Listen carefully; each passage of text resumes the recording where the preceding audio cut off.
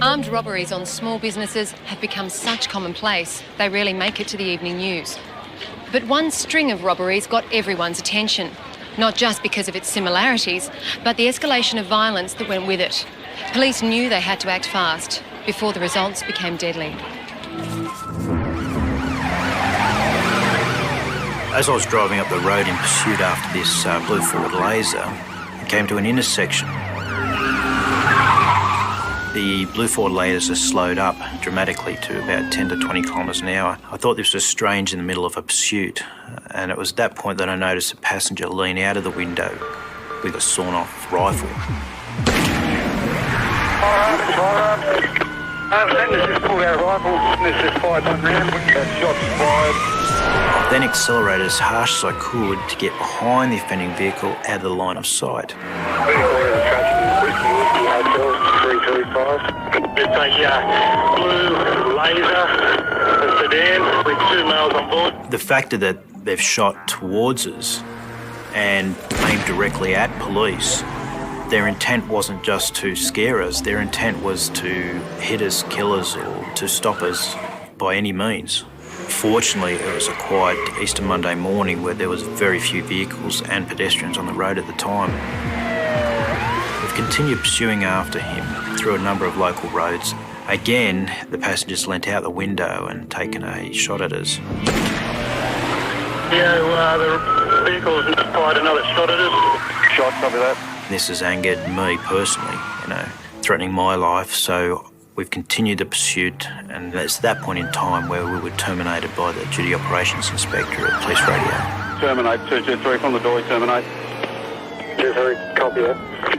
223. I was patrolling through the Liverpool area when I heard the pursuit come over the police radio, and being in the dog squad, it's a fantastic job for the dogs. Obviously, it's a chase of a car, so the offenders run away, the dogs should be there to catch them. Memo for all cars, so keep a lookout for a blue Laser sedan. I believe there's 2 males on board. Was just involved in a pursuit with shots fired. Decided approach with caution. Eventually I found the car, dumped in a side street, and looked to me when I pulled up, nobody was in the car. 534 off, but Whiskey Hotel 335. Is that the Laser we're looking for? It's the one. Vehicle's unattended. Cover that 534, just for your information, just to appropriate caution, these people are armed and have already fired shots at police. So just opened the driver's door, let the dog have a bit of a sniff in the car, had a look inside just in case they were still in there. Fortunately, there was nobody in there. Then I've gone around to the footpath. When people run along the ground, they leave scent on the ground. Our police dogs are trained to find that and locate it. Good boy, mate. Good boy! The track's gone along the footpath, down through some villas along the driveway. Atta boy. Good dog, mate. Good boy. I was thinking, if they're going to shoot at the cops, what are they going to do to members of the public, so I really wanted to catch them. Atta boy. I get to a fence and the dog indicates and locates a sloppy Joe and some gloves. Jump over the fence, the track continues through people's yards, over more fences with the sirens and the helicopter. A lot of people came out into the street and we ended up losing the track. Information 223, it's possibly the armed holdup just come in at the same time at the Chip and Norton News Agency. It would be right radio because we actually first saw them in half a lane at Chip and Norton. I first noticed the car while I was standing at the front of the shop, and I'd seen 2 guys in there. They just drove past, thought nothing of it. Half a minute later, one of the offenders stormed into the shop, fired a shot without even saying a word, which is a big shock. Yeah, then started demanding money. First couple of seconds, you don't know what to do, but then all those things come back to you, like how to act and make sure you listen to him, all the sensible things to do, and to come out of it alive, yeah. I opened up the till, grabbed the notes out, he asked for the coins, yeah, the fucking coins as well, and just don't do anything drastic, like fucking give me the money. That's all it was all about, just very aggressive. And then he asked for the safe keys, just had the gun pointed at me at all times, so I couldn't get away with nothing. Passed him the bag, said, all right, get down on your knees, make sure you don't follow me. If you do, I'll fucking kill you. And then when I heard the door sliding open, ran down to the front, pressed the alarm bell. Before you know it, cops were actually there in like 2 minutes, so a pretty quick response time, I suppose, around the area, yeah. Initially, the young fella believed the gunman fired upwards towards the ceiling. So myself and a fellow detective positioned the young fella behind the counter where he was standing and got him to show us where the gunman was standing at that time. When we had a line of sight on it, we saw that directly behind him was a cigarette cabinet. Decided then to follow that line of sight and see if a projectile may have passed closer to the young fella than what he originally thought. I looked at the cigarette display and I found a hole had gone through the plastic display for the cigarettes, and I found a .22 calibre .5 cartridge casing next to the cash register. This is good evidence because it can be matched by ballistics to a firearm. Getting these guys off the streets was a matter of urgency, as the likelihood of more robberies occurring was high.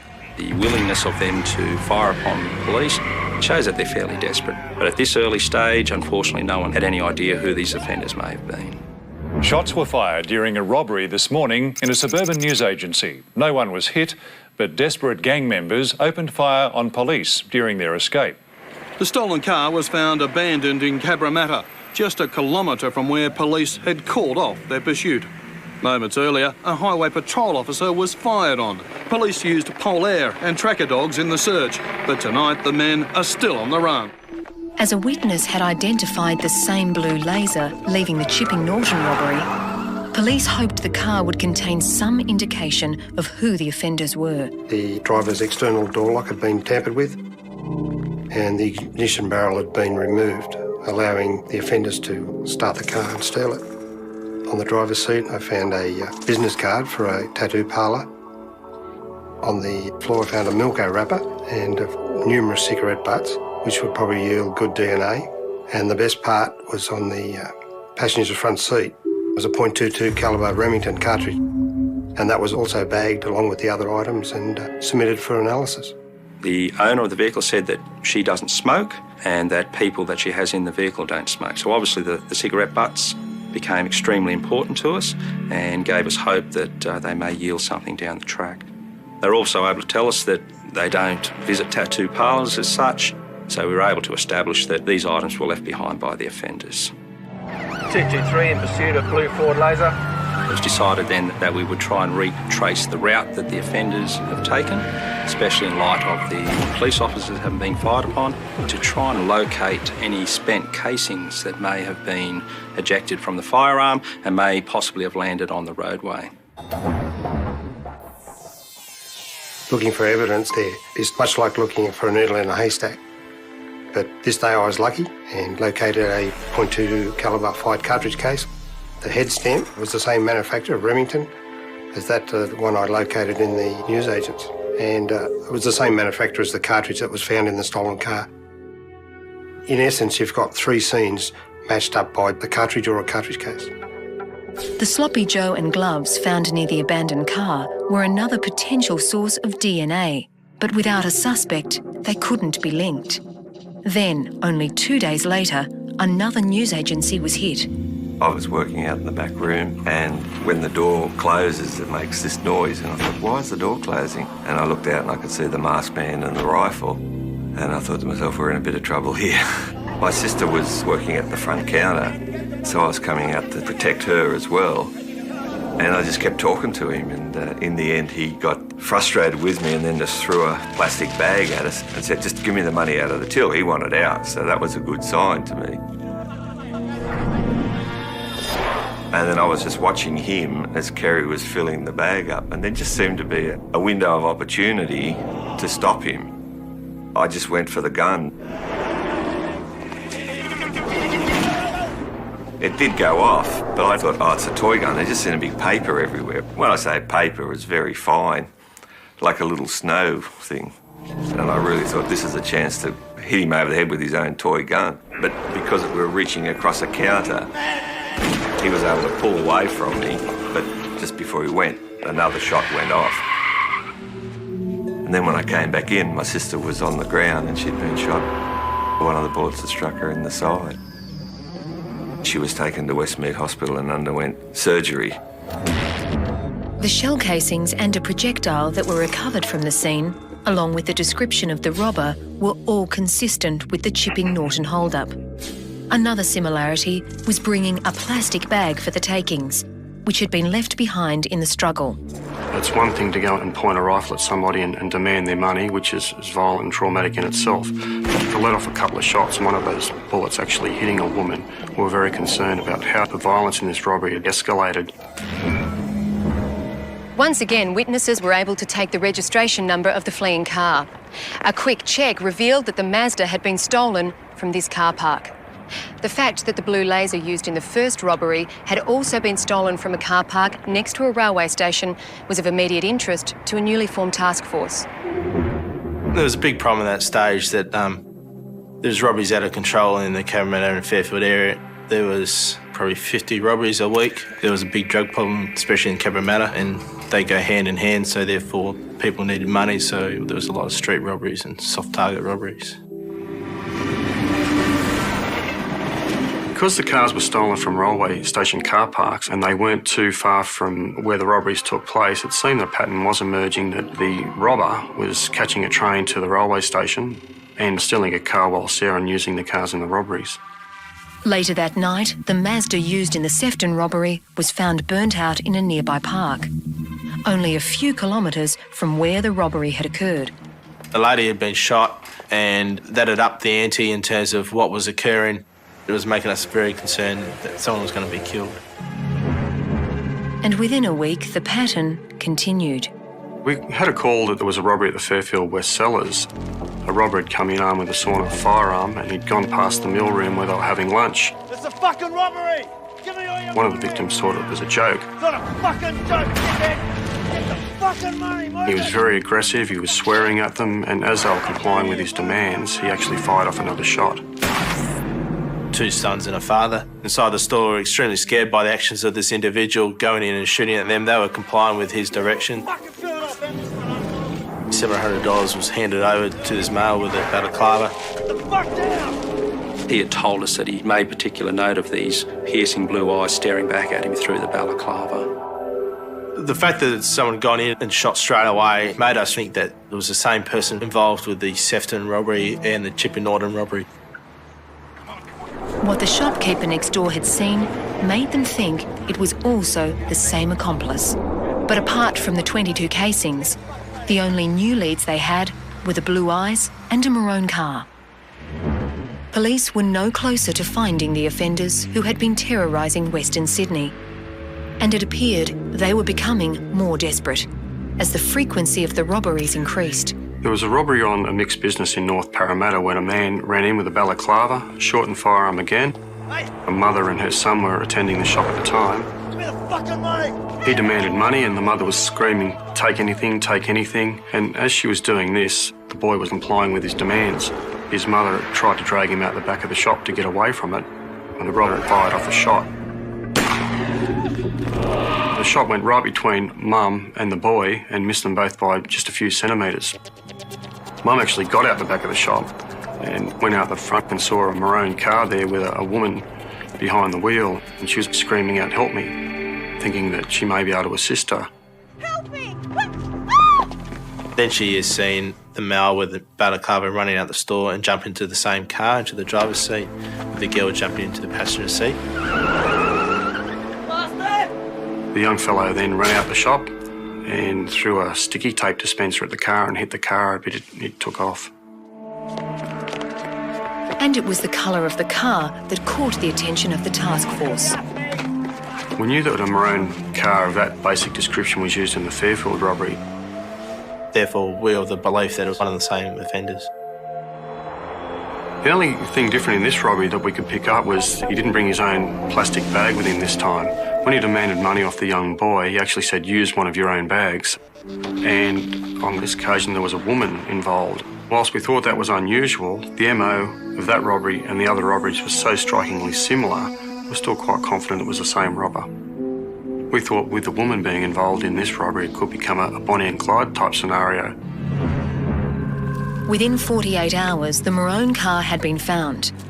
But as with the Sefton robbery, it had been set alight.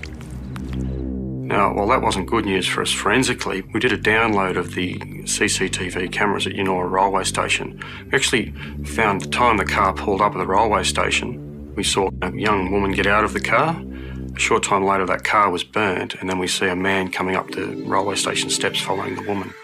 It was late at night. There was no other persons on the platform other than these two people.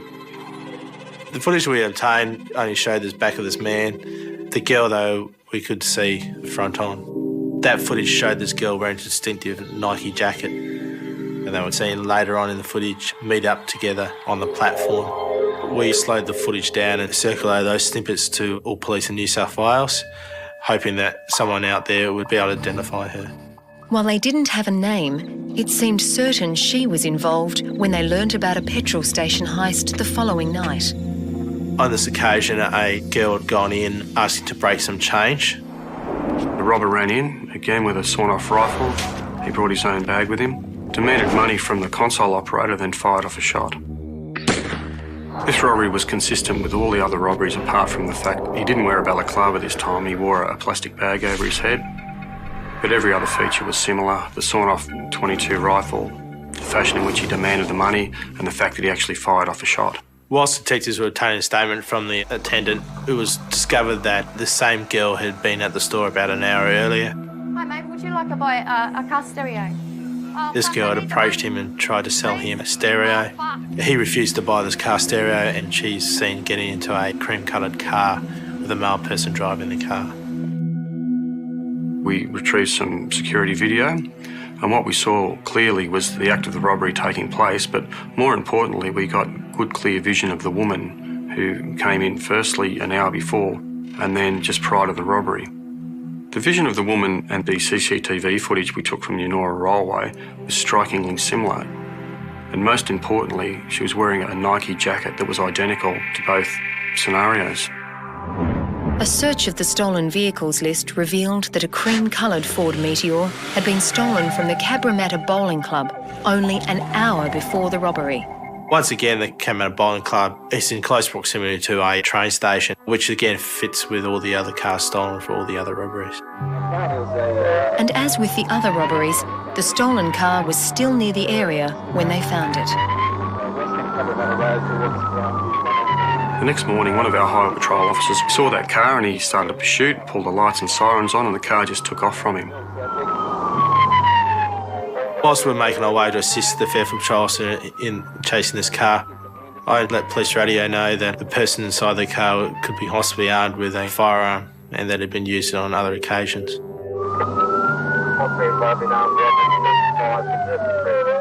The pursuit with this car was dangerous. At one stage, almost collided with a pedestrian crossing their road. That car was driven in a madly dangerous and erratic fashion all over the Cabramatta and Lansvale and Liverpool areas. The pursuit went for 5-10 minutes. He was driving recklessly and dangerously. At one stage, he was going across on the wrong side of the road. He even tried to cause the highway patrol officer to run to the back of him.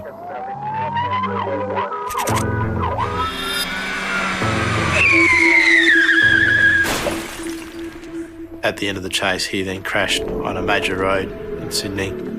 Get out of the car! Get your hands up and get out of the car!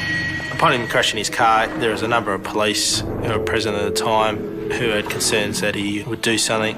Get out of the car and get your hands up! This person remained in the driver's seat and wouldn't move from the car. Because this person was refusing to get out of the car and the situation was getting out of control, I then smashed the front driver's window with a police baton. I requested him to get out of the car. He still refused to get out of the car. I therefore had to physically drag him out through the driver's side window. The man was arrested and taken back to Liverpool Police Station. He was identified as Stephen Hooper. After a dangerous pursuit through the streets of Western Sydney, Stephen Hooper had been arrested. The prime consideration was trying to link him to the AM Petroleum robbery the night before. He was in a car that was stolen from Cabramatta Bowling Club just before the robbery. The manner in which he drove indicated that he certainly had more to worry about than a stolen car, and the fact that he could have killed someone during that pursuit led us to believe that he was probably involved in not only the AM Petroleum robbery, but the robberies that we've been investigating all over Western Sydney. Detective Malone and I are making inquiries in relation to this stolen Ford Meteor cream-coloured sedan. What can you tell me about that matter? Nothing to say about it. Do you agree that police arrested you today at around 10:45am this morning? Say so, yeah. What can you tell me about the circumstances that led to your arrest? I don't wish to say anything about it. Okay, fine. He was aggressive, he didn't want to be there, he didn't even want to talk to us. He was just arrogant. His demeanour towards police was, he had a hatred for police, there was no doubt about that. What can you tell me about this armed robbery that occurred last night? I don't wish to answer. Did you commit the armed robbery? I don't wish to answer. Hooper was a 32-year-old man who had an extensive criminal history. In the past 7 years, he'd only been out of jail for 13 months during that whole period. However, he'd never had a robbery conviction on his record. We asked him questions in relation to the Sefton armed robbery and what his movements were. Would you be able to tell me where you were on Monday the 23rd of April? I couldn't tell you because I'm fucking drug fucked. I can't remember what I've done fucking 10 minutes ago for over less fucking 3 weeks, 2 weeks, whatever. Stephen Hooper had these strikingly blue eyes. The main thing that came out of the Fairfield West robbery was that the robber had these very, very blue eyes. He was also fairly heavily tattooed. It drew us back to the original offence that happened at Chipping Norton. Give me all your fucking money! Located in that car was a tattoo business card. So again, it just provided a further link to us. What is your current address? No fixed address. Okay. Where was the last address that you lived at? Mum's. Right. What's your mother's address? Cabramatta. Very importantly, we found that he was living at his mother's house only 50 metres from the AIM Petroleum robbery, only about 300 metres from where the car used in the Chipping Norton robbery was dumped, about 300 or 400 metres from where the car used in the Sefton robbery was dumped. So we were quietly confident we were on the right track. A decision not to interview Hooper in relation to the Chipping Norton news agency robbery was made so that we didn't give away too much of the game. Are you prepared to participate in identification parade? No, I don't wish to say anything in relation to any of these fucking things. You know what I mean? As you know, there's no fucking stick-ups or fucking firearms on my record, so why should I be interrogated over? Because I've been caught in a car that fucking I didn't even steal or whatever. At that stage, we had 2 highway patrol officers who actually saw the faces of the men involved in the Chipping Norton robbery. However, we were unable to show them a photo of a suspect. The way it works is legislation says we have to actually offer these people an identification parade. So it was rather frustrating that we thought we had at least one of the offenders, but we couldn't show the police officers his face because otherwise it would contaminate all the evidence. Under the provisions of the Forensic Procedures Act, I wish to obtain a buccal swab, which is a swab of your saliva from inside your mouth, which basically, in common terms, is a sample of your DNA. Do you understand that? I just want to clarify, do you consent to getting the buccal swab? Just for the record, could you? Yes. Thank you. Hooper's DNA was sent to be compared with the cigarette butts found in the stolen blue laser and the sloppy Joe and gloves found in the nearby laneway. Detectives hoped this would provide a direct link to both the Chipping Norton robbery and the shooting at police during the pursuit that followed. With DNA testing in New South Wales, because of the abundance of crimes that are now being solved by DNA, it's created a workload for the laboratories that they just have a huge backlog, and generally that's prioritised in if it's a murder and down from there. So it did take quite a while for our results to come back from the lab. While they were waiting for those results, the time was right to see if there was a ballistic link between the 7.22 calibre shell casings they had collected. Each firearm will basically leave its own signature on a fired bullet or fired cartridge case. This signature is unique to a specific firearm. By using a comparison microscope, I was able to determine that the size and shape of the firing pin across all 7 cartridge cases was the same. I then started looking at the microscopic imperfections, which in very simple terms it could be described as looking at railway tracks and getting the railway tracks to fit against one another. Based on this then, I was able to determine that the 7 fired cartridge cases were fired from one firearm. We needed to locate the gun. That was very important. If we found that gun in an offender's premises or somewhere they frequent on a regular basis, and if we were lucky enough to get any DNA or fingerprint material from that, it was a direct link to the robber and the robberies. As part of their strategy, Hooper was only charged at this point with resisting arrest. and matters relating to the stolen Ford Meteor. He was found guilty and sentenced to 12 months. Because Hooper was off the streets and we knew where he was, it gave us a little bit of time to try to identify the second offender. After looking at the footage from the Yanoa railway station, we were quite certain we had the same man. The body, physique, even the clothing that he wore was strikingly similar to the man depicted in the CCTV. The photos that had been circulated of the mystery woman, also captured in the CCTV footage, finally paid dividends. She was recognised as Cherie Atkinson, a local prostitute, who, despite her young age, had an extensive criminal history. Once we'd identified Cherie, we had found out that Cherie had been charged with a robbery matter herself, and part of her bail conditions was to report to a police station on a daily basis. So we thought we could grab her when she came to report on bail, but the nature of the beast, it didn't work that way, and she failed to report on bail. I therefore placed a warning on the system that we needed to speak to her. The robberies had stopped since Hooper's arrest. However, we had two other persons that we needed to identify and locate. The detectives decided to revisit all the robbery scenes, in the hope that some fresh information might move the case forward. When we went back to Chipping Norton newsagents and spoke with the victim, he provided us some information that we didn't actually know about, and that was a fellow had been to a nearby news agency shortly before the robbery. I noticed a car was reversed in the front of the news agency, and I thought it was a bit unusual. And there were two guys sitting in the car, basically with their heads slightly down a bit so that they wouldn't be seen by me, I think. When I came out of the newsagent, I walked past this guy. He was walking in, I was walking out. He had his hand down behind his trousers. I got back in my car, waited a few minutes, but nothing happened, and then I had to take off because I had to catch a train to go to work. After seeing the same car featured that night on the news, Alan was convinced that the two men he'd seen were responsible for the hold-up. These two guys, to me, were about 5'6", 5'7", Australian, nasty-looking characters, and they wore tracksuits. They looked like drug addicts, up to no good. Mr. Francis informed us that should he be able to see these persons again, he would be able to identify them. And the likelihood that Stephen Hooper was one of them was gathering more momentum. We got the results back from the lab, and Stephen Hooper's DNA was found in the finger of a glove and on the sloppy joe that were both found not far from the stolen car that was used in the Chipping Norton robbery. However, we couldn't definitively link the DNA in the sloppy joe and the glove back to the car. So whilst it was a good piece of evidence, it wasn't a definitive piece of evidence. That definitive evidence they were hoping for was the DNA results from the cigarette butts. And while they were consistent with being those of Stephen Hooper, they weren't conclusive enough to rule out belonging to other male relatives.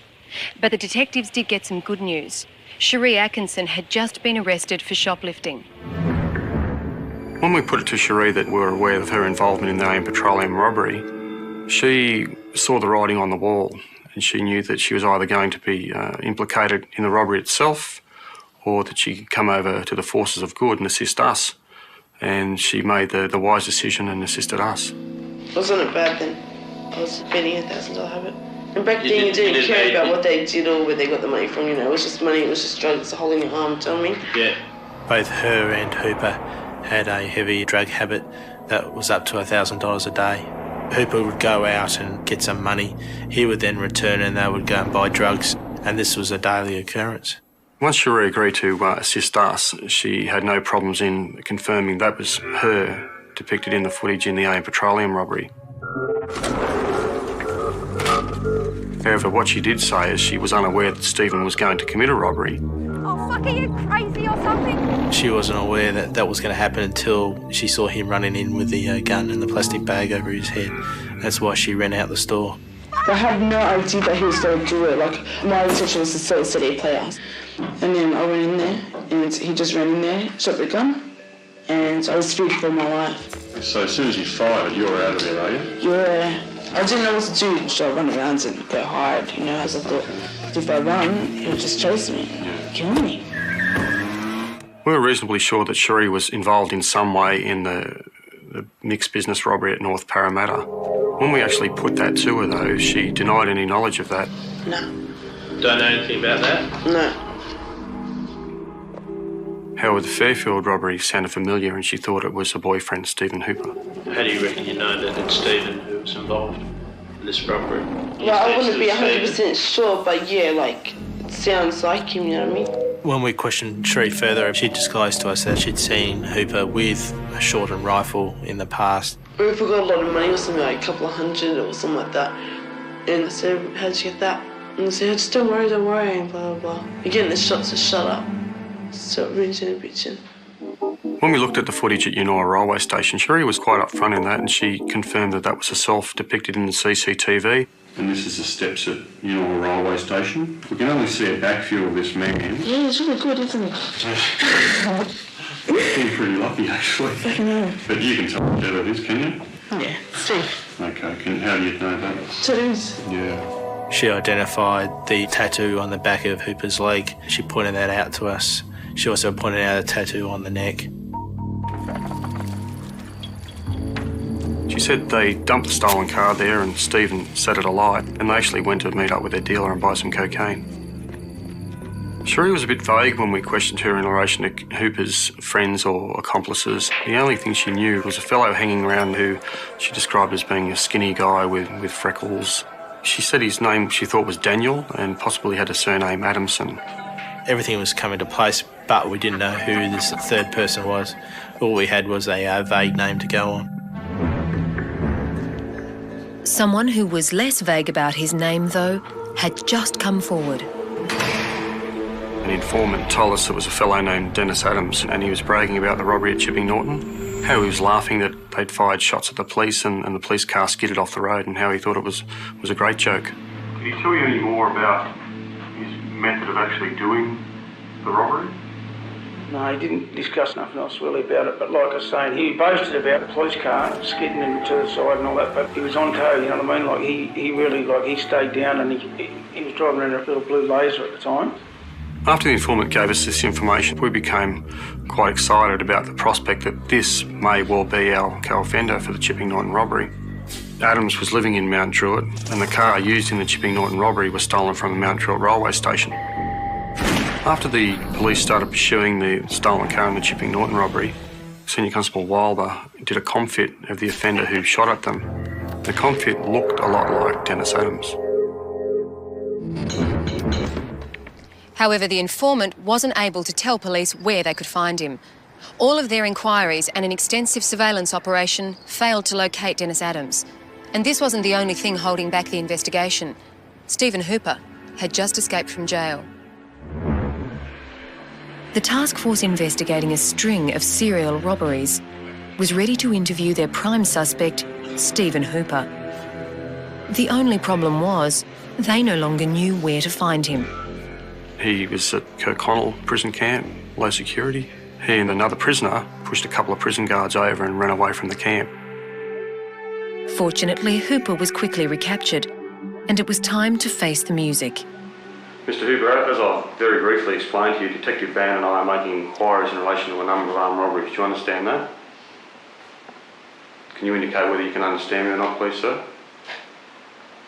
I'll go on. Hooper was virtually silent with every allegation we put to him. The only time he responded was when an allegation was put to him that his DNA was located at one of the scenes.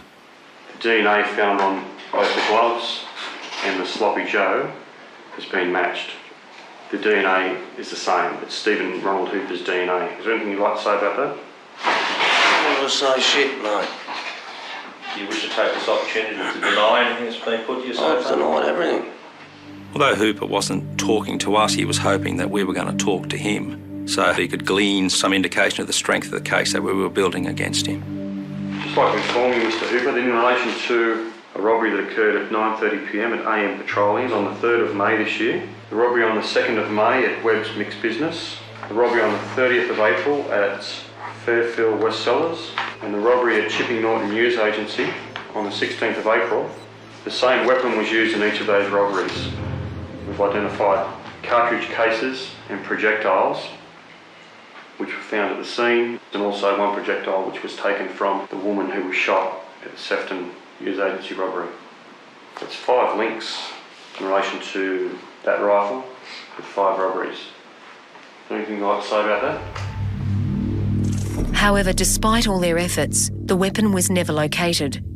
So Detective Bingham wanted to ensure that the evidence they did have was solid.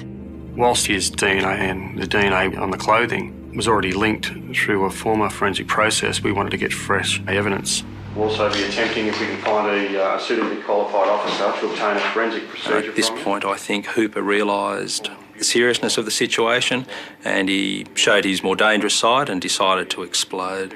Well, you can get fucked because he's already done it, right? If you're going to charge me, let's fucking go. DNA taken from you and also DNA taken from the clothing and the gloves that I showed you. Do you understand that? Do you consent to a DNA swab? No, I'm not having it.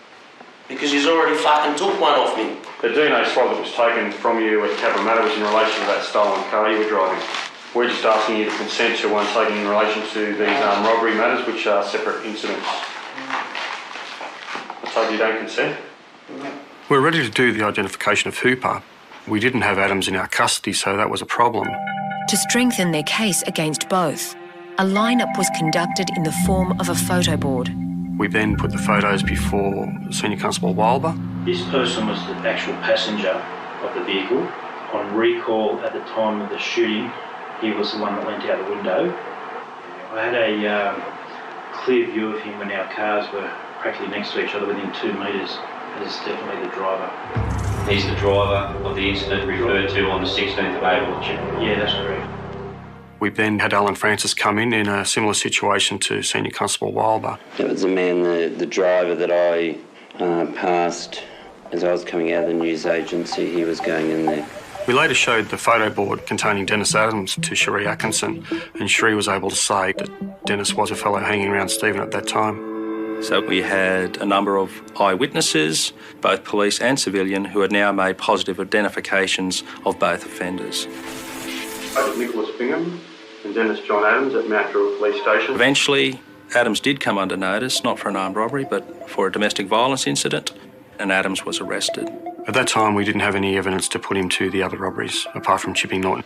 We wanted to talk to you about the robbery at the Chipping Norton News Agents on the 16th of April this year. Do you understand what I'm saying? Yes. Can you tell us anything in relation to that robbery that I'm talking about? I know nothing about it at all, and it's just a bigger shock to me hearing it as what you guys are telling me. We've also been given information that you were the person who fired the shots at the police after the robbery. Yeah. Would you like to comment on that? I certainly would. I just made the comment. I don't know nothing about the robbery, the shooting, the police. This person has committed himself to a statement and is prepared to give evidence in court. It's fine. Get him in court, that's fine. I don't have a problem with anything. Okay. Nothing at all. Adams was very cocky. He seemed quite confident in himself that we didn't have enough to go with. He challenged us that he never did armed robberies. We've also been given information that Stephen Hooper was the driver of the car that morning. That name, Stephen Hooper, rings a bell from years ago. I don't know the guy personally, but I have heard the name. When we mentioned Hooper, he was quick to admit that he did know him, but tried to distance himself. But I can know heaps of people for years, but whether they're a friend, associate, or the person that walks past and says g'day every day, that's what I mean. As the DNA results on the clothes didn't directly link Hooper to the blue laser, a further test was conducted for the presence of gunshot residue. When a firearm is discharged, the gunshot residue is airborne and it can land on anything in the near vicinity. So we use a small swab, which is a contact adhesive, and any particles of gunshot residue would be picked up by the adhesive tape. Gunshot residue was in fact found on one of the gloves and on the sloppy joe, and the type of GSR or gunshot residue could be identified as being consistent with those in the casings found at the crime scenes. Although the passenger was the shooter, the gunshot residue from the firearm has drifted through the vehicle and settled on the clothing of the driver. So this was perhaps the last piece of the puzzle that really secured the convictions against Hooper.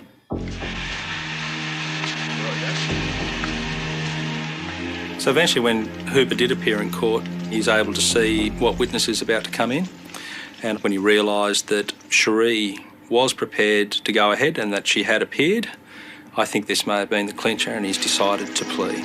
He decided to enter a plea of guilty to a number of the robberies in lieu of going to trial on all of the robberies, and that plea was accepted by the Crown, and also the victims of the other robberies were quite happy with that as well.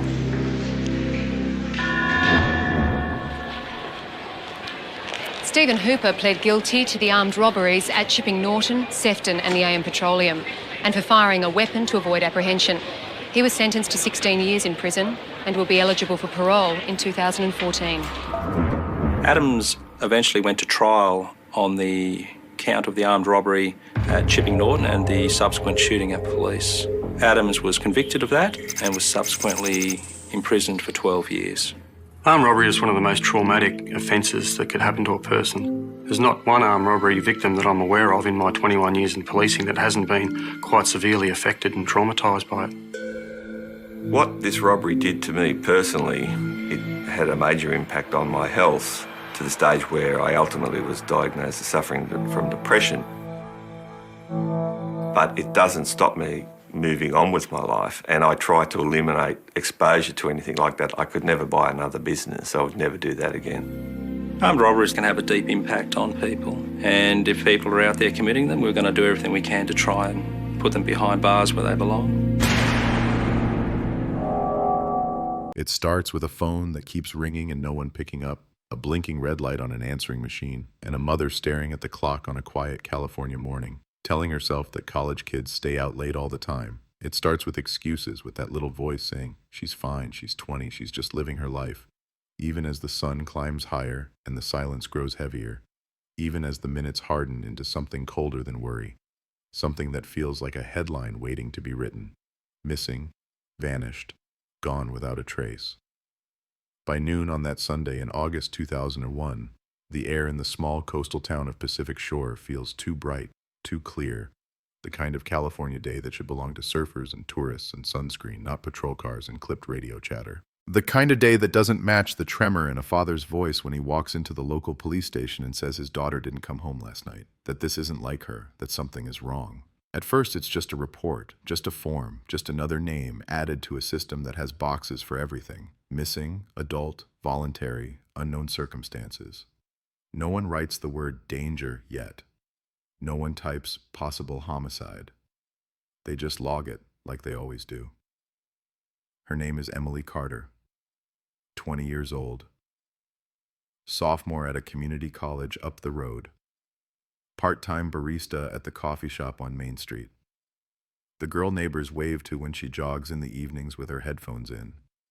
The girl the local newspaper once photographed for a feel-good story about youth volunteers cleaning the beach, smiling awkwardly at the camera, ocean behind her, hair pulled back, cheeks flushed from the wind. The girl who, on Saturday night, told her mother she was going out with friends and would be home late. The girl whose car is now sitting in the same spot it always sits in the driveway, keys on the hook, bedroom neat, purse gone, phone gone, Emily gone. The officers who first take the report aren't alarmists. They've seen runaways, they've seen lovers' quarrels, they've seen young adults disappear for a night, for a weekend, and come back sunburned and hungover with thin apologies and thicker secrets. But something about the way Emily's mother grips her handbag, the way her father keeps tapping the same point on the counter, the way her younger brother sits in the waiting area with his hands shoved into his sleeves, staring at the floor, makes one of the officers say, "We'll send a unit by the house, just to check, just to be sure."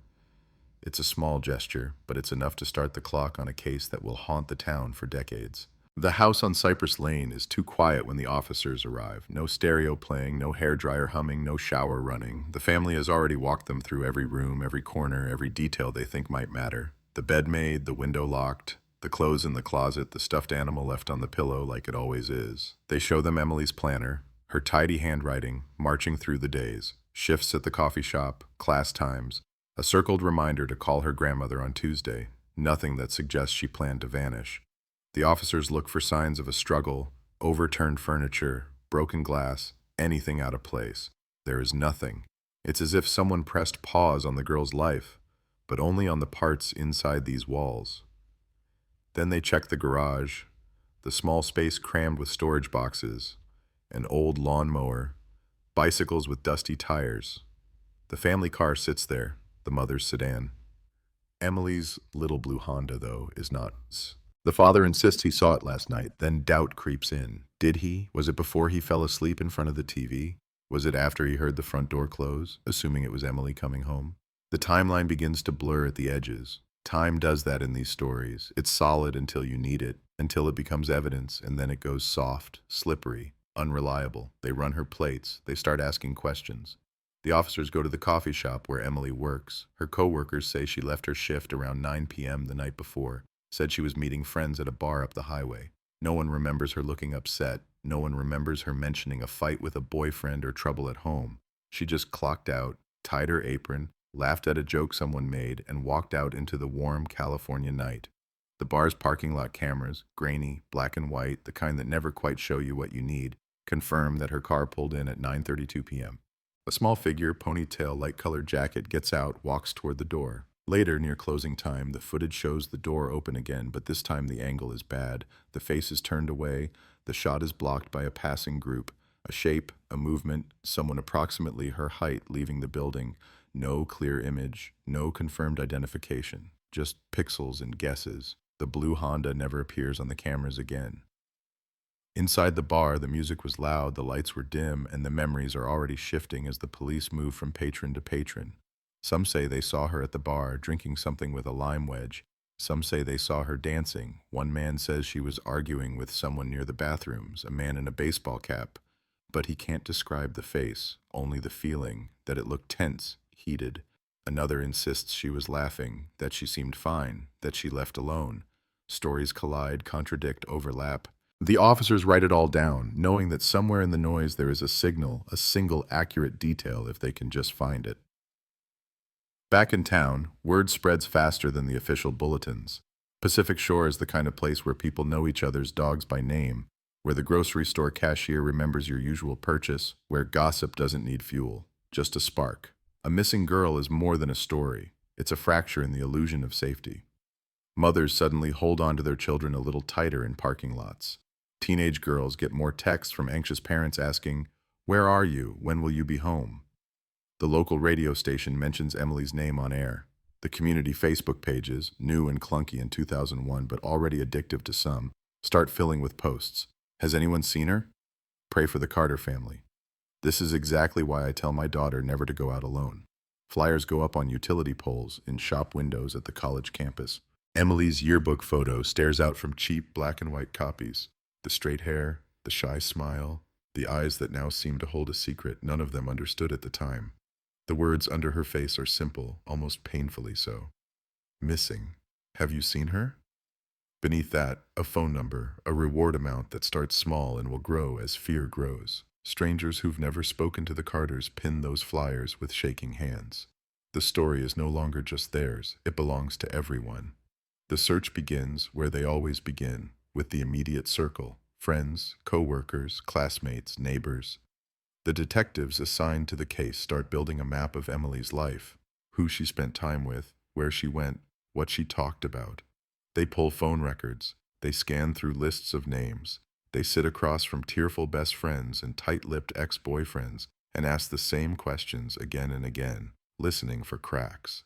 Did she ever seem scared? Did she mention anyone bothering her? Did she have a new boyfriend? Did she owe anyone money? Did she ever talk about leaving, starting over? One friend hesitates before answering. She remembers, she says, a strange conversation a few weeks earlier, Emily sitting on the back steps of the coffee shop after closing, staring out at the dark parking lot. "Do you ever feel like someone's watching you?" Emily had asked quietly, almost like a joke, but her fingers were twisted tight in the hem of her apron. The friend laughed it off at the time. Now she doesn't laugh. Now she hears the question differently, and it won't stop replaying in her mind. The detectives don't ignore that. They write it down, circle it. Watching, following, a possible stalker. It's the kind of word that raises the temperature in the room. They check for reports, complaints, anything. Nothing jumps out. No restraining orders. No calls to 911. If someone was watching Emily, they stayed in the shadows, or she never told anyone who mattered. Days pass. The searches expand. Volunteers comb the coastline, the hiking trails, the scrubby areas along the highway. Officers knock on doors, check surveillance cameras at gas stations, fast food restaurants, any place with a blurry eye on the night. The blue Honda remains missing. So does Emily. Leads come in, as they always do. Sightings in another town, a girl who looks like her at a mall 3 hours away. A car that might be hers on a stretch of road near the state line. Each one creates a flicker of hope, a spike of adrenaline. Officers scrambling, making calls, checking plates. Each one collapses under the weight of facts. Wrong girl, wrong car, wrong time. Hope is whiplash in cases like this. The first press conference is held on the 6th day.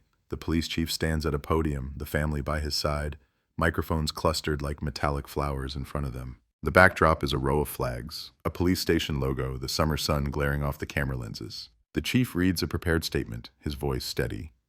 They are doing everything they can. They are following all leads. They are asking the public for help.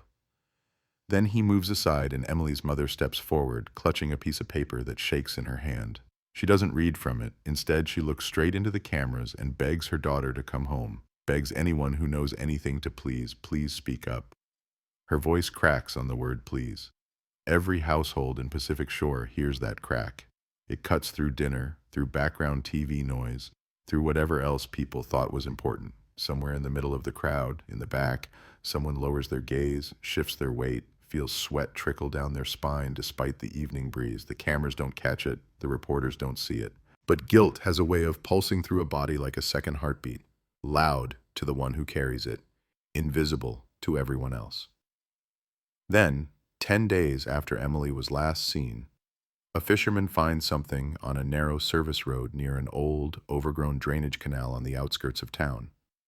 At first, he thinks it's just another piece of trash tossed from a passing car, another reminder that people treat the edges of their world like a dumping ground. But as he gets closer, the shape sharpens into something else, something that steals the breath from his chest. A small blue Honda, half hidden by tall weeds, windows rolled up, dust settling like ash across the windshield. A car that shouldn't be there. A car that looks like it's been waiting. He doesn't open the door. He doesn't touch the handle. He just stumbles back, heart hammering, fumbling for his phone as if it weighs 100 pounds. When he calls 911, his voice is high and thin, the way it gets in people who have seen just enough to know they don't want to see more. Within minutes, the quiet road fills with patrol cars, crime scene tape, flashing lights turning the dry grass red and blue. The officers approach the vehicle with gloved hands, cameras ready. The plates match. It's Emily's car. The interior is hot and stale, the air thick with the sour smell of something that has been closed off too long. On the passenger seat, they find her phone, powered off, and her purse, contents scattered as if rifled through in a hurry. On the floor, there's a single earring, a small silver hoop. On the driver's seat, there's a faint, dark stain that looks like it once was red. In that moment, the language changes, the forms change, the boxes on the system screens change. Missing person starts to slide towards something else, something darker, something that makes detectives trade glances that say what they don't yet speak aloud. The town that has been clinging to the word missing feels it too, even before the next press conference, even before the news anchors shift their phrasing. This is no longer just a disappearance. This is a crime. This is a story about a predator, a victim, and a community that is about to learn how long a shadow one night in 2001 can cast. And somewhere, as the tow truck hauls Emily's car out of the weeds and the cameras zoom in on every scratch, every fleck of dirt, someone watches the coverage with the sound turned low, studying the screen as if checking their own reflection, wondering if this is the moment everything starts to unravel, or if, like so many other times in the years to come, the truth will slide just out of reach again and the words cold case will begin to form in the back of people's minds, long before anyone dares to speak them out loud. By the time the sun starts dropping behind the low hills that night, the road by the drainage canal looks less like a forgotten strip of asphalt and more like the center of the universe. Yellow tape flutters in the dry wind. Crime scene techs crouch around the blue Honda, cameras clicking, markers going down, every cigarette butt and footprint suddenly a possible key to everything. The dust in the air tastes like exhaust and fear. Farther back, held behind the tape, neighbors, curious drivers, and the beginning of a media storm wait with phones and camcorders raised, trying to capture the moment when mystery turns into answers. The moment never comes. Gloved hands move slowly over the car's surface. They dust the door handles, the windows, the trunk, every edge, chasing fingerprints that might tell a story. Inside, they photograph the position of the phone, the purse, the scattered contents, lip balm, a worn wallet, a few crumpled receipts from the coffee shop, a flyer from the college, a single movie ticket stub. Everything is bagged, logged, labeled. A dark stain on the driver's seat is swabbed, the cotton tip sliding over cloth that makes every detective watching think the same grim word. It goes into a tube, into a cooler, into the chain of evidence that will stretch for years. The car is towed under a tarp to the department's secure lot. The crowd watches it go, cameras flashing off the plastic like fireworks. Some people in that group will later say they had a feeling then, a whisper, that this wasn't going to be one of those neat cases with a quick arrest and a clean press conference. But in the moment, all anyone really feels is a jolt. She was here, this is real, this isn't just a story on TV. Back at the station, the investigation shifts gears. What was a missing person file becomes a potential homicide. The lead detective, Mark Reyes, has been on the job long enough to know what that means. Longer hours, harsher questions, a different kind of weight pressing down on his shoulders. He pins Emily's photo to the center of the board in the squad room, the same yearbook shot from the flyers, but now it's surrounded by printouts, maps, timelines, a spiderweb of details that keep multiplying. A red line from her house to the coffee shop, another to the bar, a new one out to the drainage canal. Points on a map that look simple until you remember there is a person missing at the heart of them. The first big question is brutal in its simplicity. How did her car get there? If Emily drove it herself, why would she abandon it on a dead-end road by a canal? If she didn't, who had control of the keys, and where is she now? The forensics team works through the night, fingerprint powder and black coffee, lifting prints from the steering wheel, the gear shift, the radio dial. Most of them, as expected, will turn out to be Emily's. A few, though, are not. Partial prints, smeared edges, just enough to tease, not enough to immediately identify. The perfect metaphor for what this case is about to become. They pull the last week of her phone records. Numbers to her mother, her best friend, her boss at the coffee shop, a cluster of short calls around Saturday evening. One number stands out, a prepaid cell, the kind you pay cash for, no name attached. Several calls over the past month, most late at night, all brief. The last one at 8:47 p.m. on the night she vanished. 1 minute and 13 seconds. Too long to be a wrong number, too short to be casual. The prepaid phone is a ghost on paper. It leads nowhere. At the bar, the detectives run the security footage again and again, pausing on the moment Emily walks in. Jeans, pale tank top, light jacket slung over one arm, purse over her shoulder. She looks like any other young woman on a hot Saturday night. The timestamp burns in the corner of the screen.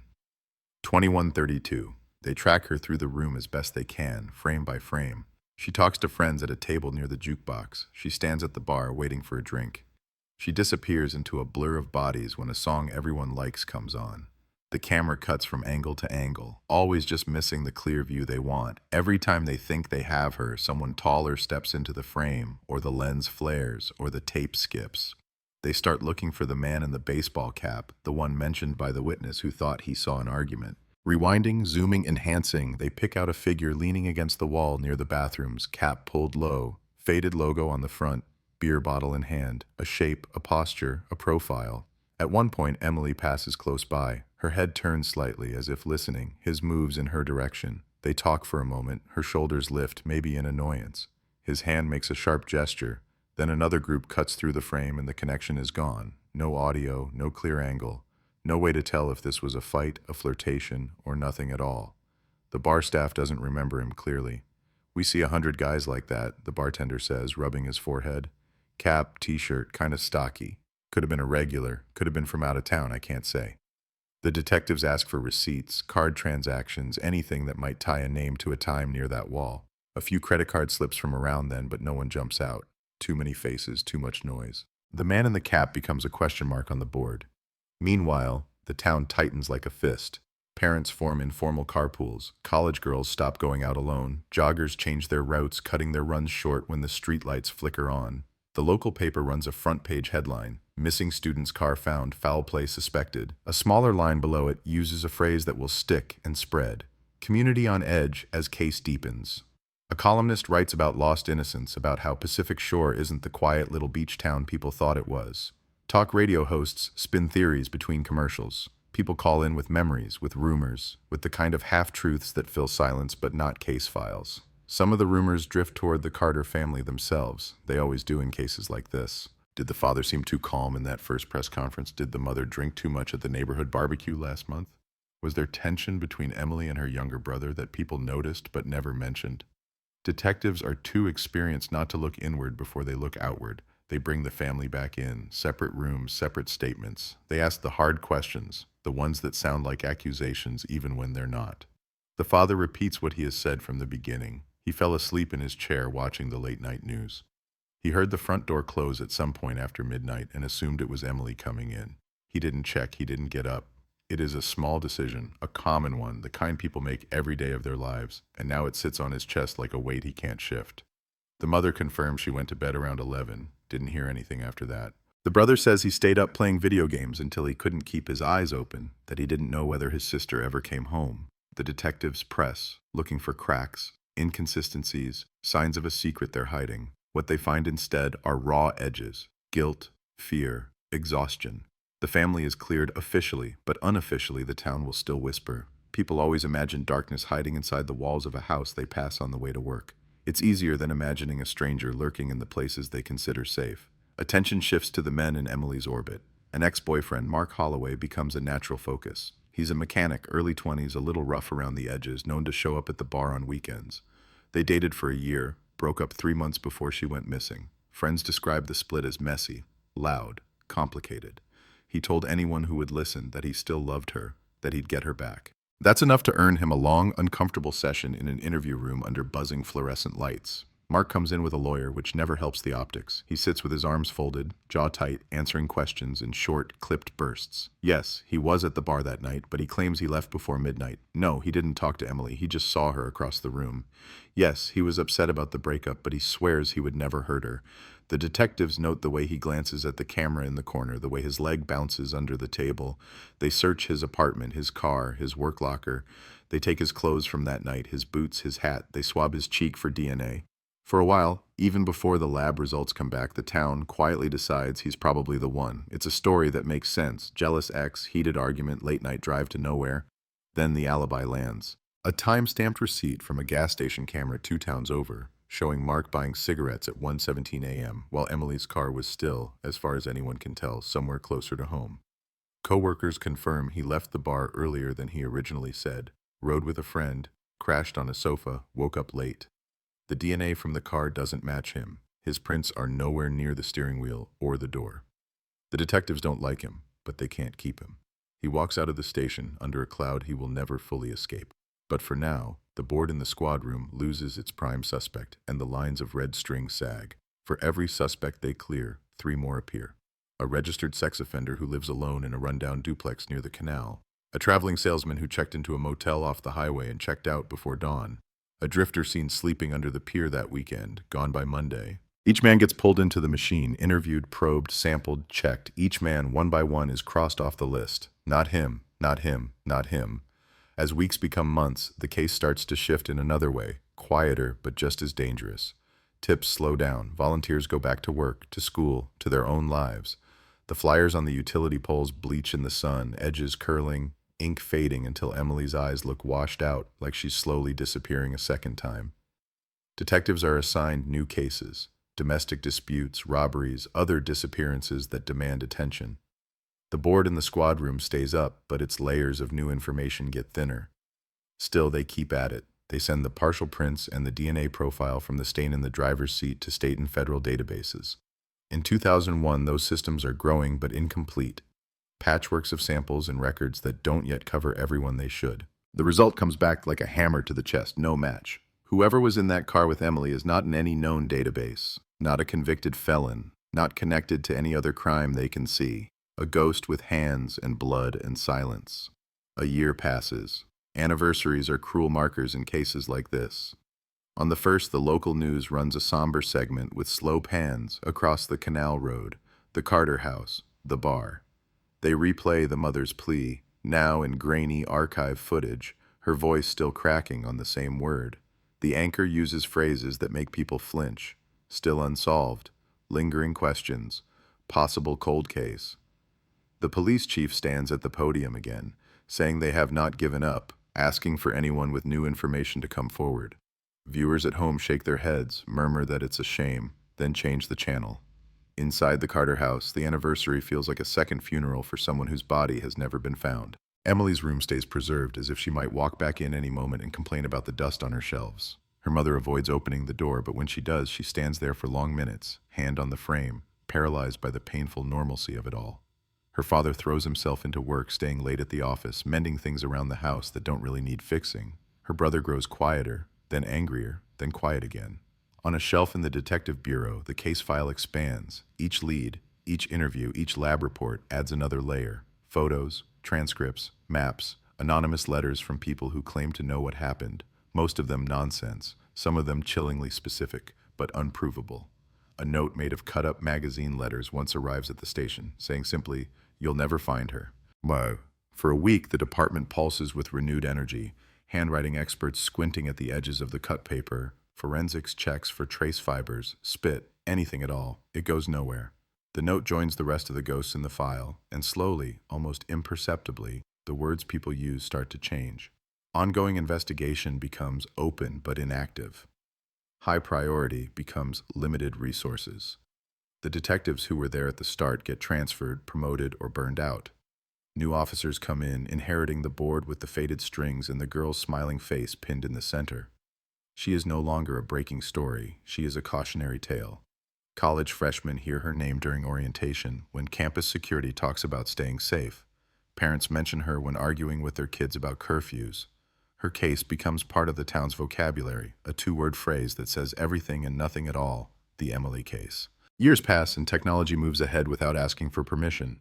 DNA databases grow, new forensic tools arrive. Cold case units are formed in larger cities, sometimes in smaller ones looking to copy success. Files long thought dead are pulled from shelves, dusted off, reconsidered. But for Pacific Shore, for a long stretch of time, the blue Honda found by the drainage canal and the girl who vanished into the California night remain what they are. A wound that never fully heals, a box on a shelf with a label that's begun to harden into a verdict of its own. Cold case. Two words that sound like a door closing, even when no one is ready to admit it's closed. It's amazing how quickly the world learns to move on, while a single family stays frozen in the same year. Summers roll past in Pacific Shore, bringing tourists and beach festivals and new faces who have never heard the name Emily Carter. Stores change owners. The bar where she was last seen gets a new sign, new decor, a new cocktail menu. The old grainy security cameras are replaced with sleek, digital eyes that see in color and high definition. The regulars joke that nothing escapes them now. No one says out loud that they wish those cameras had been there in 2001. Inside the police department, the case file lives its own quiet life. It moves from one filing cabinet to another when offices are remodeled. It's pulled out for training sessions, a cautionary example for rookies about how quickly a promising lead can evaporate, how fragile witnesses' memories are, how one blurry camera angle can mark the difference between case closed and cold case. Sometimes, on slower nights, a younger officer will take the file down, flip through the photographs, and feel a shiver that has nothing to do with the air conditioning. They look at Emily's face and imagine her at their age, what she would be doing now if she had gotten to live in a world with smartphones and social media and streaming everything. Then they slide the file back, whispering a silent apology to a girl they never met. Detective Mark Reyes doesn't forget. Cases come and go, but some of them burrow in and make a home under the ribs, and Emily's case is one of those. He carries her around like a second shadow. He keeps a photocopy of her missing poster folded in the back of his desk drawer, not because he needs a reminder, but because he can't bring himself to throw it away. Every time the state announces an upgrade to DNA systems, every time there's a news story about some 30-year-old case cracked by a new test, his first thought is always the same. Maybe this is it. Maybe this is what we've been waiting for. In 2008, a memo goes out across departments in the region. The State Crime Lab has expanded its capabilities, new software, better algorithms, more entries in the database. They want old evidence resubmitted, especially from unsolved violent crimes. Cold case gold, the lab tech calls it when Reyes phones to confirm. Send everything you've got, she says. You never know what'll ping now. So one rainy afternoon, while the rest of the city complains about traffic and wet socks, Reyes and a younger detective named Keller sit at a table in the evidence room, staring at boxes stamped with the number assigned to Emily's case. The labels are familiar: swabs from the car seat, bagged fibers from the floor mats, tape lifts from the door handles, the preserved clothing taken from her bedroom just in case they missed something the first time. Dust and time cling to the cardboard like an accusation. They open each box carefully, logging every movement. Some of the seals crack with a soft, sad sound. The cotton swabs look the same as they did 7 years earlier, dry, anonymous, tiny white flags dipped in secrets. They repack them into new containers, under new barcodes, following new protocols. Technology moves forward. The past waits for a chance to catch up. Do you really think it'll matter? Keller asks quietly as he snaps a lid shut. He's not being cruel. He's being honest. He hasn't lived with the case as long. To him, it's a file, not a ghost. Reyes stares at the box for a moment before answering. Sometimes one new hit is all it takes, he says. One number in a computer that wasn't there before. You don't stop because the odds are bad. You stop when there's nothing left to try, and we're not there yet. The evidence ships out with dozens of other boxes from other cases. Armed robberies, assaults, a murdered hitchhiker from 1995 whose name most people have forgotten. Somewhere in that mix is Emily's story, reduced to barcodes and vials and fibers. The lab logs it, stores it, runs it when they can. Machines hum, computers think their silent, tireless thoughts, and the system searches for matches in a web of profiles that grows by the hour. Weeks pass, then months. The world doesn't rearrange itself around one detective's hope. Reyes checks in with the lab when he can, asking if anything new has come up. The answer every time is the same. Not yet, not yet, not yet. The words start to feel like a rhythm, a chant, a curse. Around the same time, the Carter family faces a decision that splits them right down the middle. 7 years with no body, no confirmed death, no evidence of life. The law offers them a cruel form of closure. Petition the court to have Emily legally declared dead, insurance matters, estate issues, college loans still lingering in her name. The practical realities of a world that cannot accept a person hovering permanently in the space between missing and gone. Her father leans toward doing it. Not because he wants to give up, he insists, but because the limbo is exhausting. The paperwork, the letters addressed to her, the way the bank keeps asking for a signature. Her mother recoils from the idea like it's a physical blow. If we write it down, if we sign that paper, it's like killing her ourselves, she says, voice shaking. Her son just watches them both, jaw clenched, eyes hard. He has grown into a young man with his sister's absence carved into his posture. In the end, they do nothing. No petition, no declaration. The world can wait. Let the system stay confused. On their mantle, Emily's framed school photo sits between candles that are lit on holidays and blown out only when the last guest leaves. The house on Cypress Lane remains a place where the clock stopped in 2001, even as the calendar insists on flipping. Every few years, the media comes back. An anniversary, a slow news week, a new true crime show looking for haunting material. A producer calls the department asking if they can profile the case. A reporter knocks on the Carter's door, her cameraman waiting in the driveway. Sometimes the family agrees, sometimes they don't. On the nights when a segment does air, when shots of the drainage canal road and the blue Honda and the yearbook photo fill living rooms again, tips spike for a day or two. Old memories get jolted awake. People call in with things they suddenly remember, or things they're sure they knew all along. One man, gray-haired now, says he saw Emily getting into a dark pickup that night outside the bar. He is firm about the color, dark, maybe blue, maybe black, but vague about the license plate. He didn't think anything of it at the time. It's possible the detectives know that he's blending real memories with images from years of local coverage. Repeated footage has a way of seeping into the mind, overwriting the original film. They track down as many dark pickups from that era as they can, owners and former owners scattered across counties, some dead, some moved, some outraged at being dragged into a story they thought belonged to someone else. Nothing sticks. Too little, too late, too blurred. And then, more than a decade after Emily vanished, on a morning that begins like any other, a lab technician 300 miles away stares at a screen and frowns. The DNA profile logged as belonging to unknown male, Carter case 0108-2001, has been run again as part of a statewide sweep through updated databases. This time, something flashes where there used to be nothing. Not a direct hit, not the neat match to an existing convict profile every detective dreams of, but a partial, a familial pattern. A flag that says, someone related to your ghost is in the system. The email goes out to Pacific Shore PD just before lunch. Reyes, older now, more gray at his temples, sits at his desk with a stack of reports he barely sees when the notification pops up. He clicks, reads, and feels that old jolt, the one he's trained himself to silence after so many false starts. This one is different. This one has numbers and charts and a probability range that makes his pulse quicken. The relative belongs to a young man arrested 2 years earlier in another county on a burglary charge. No violent record, no connection to Pacific Shore on paper. But the genetic software says there's a strong chance he is related, close family, to the unknown profile pulled from the stain on Emily's car seat. Brother, half-brother, cousin, something in that tight circle.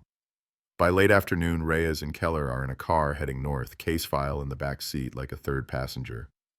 The sky outside the windshield is a flat, cloudless blue, the kind that once meant beach days and now just feels endless. They drive in near silence. Sometimes, at moments like this, words feel like bad luck. They find the young man in a small rental house with peeling paint and a sagging porch.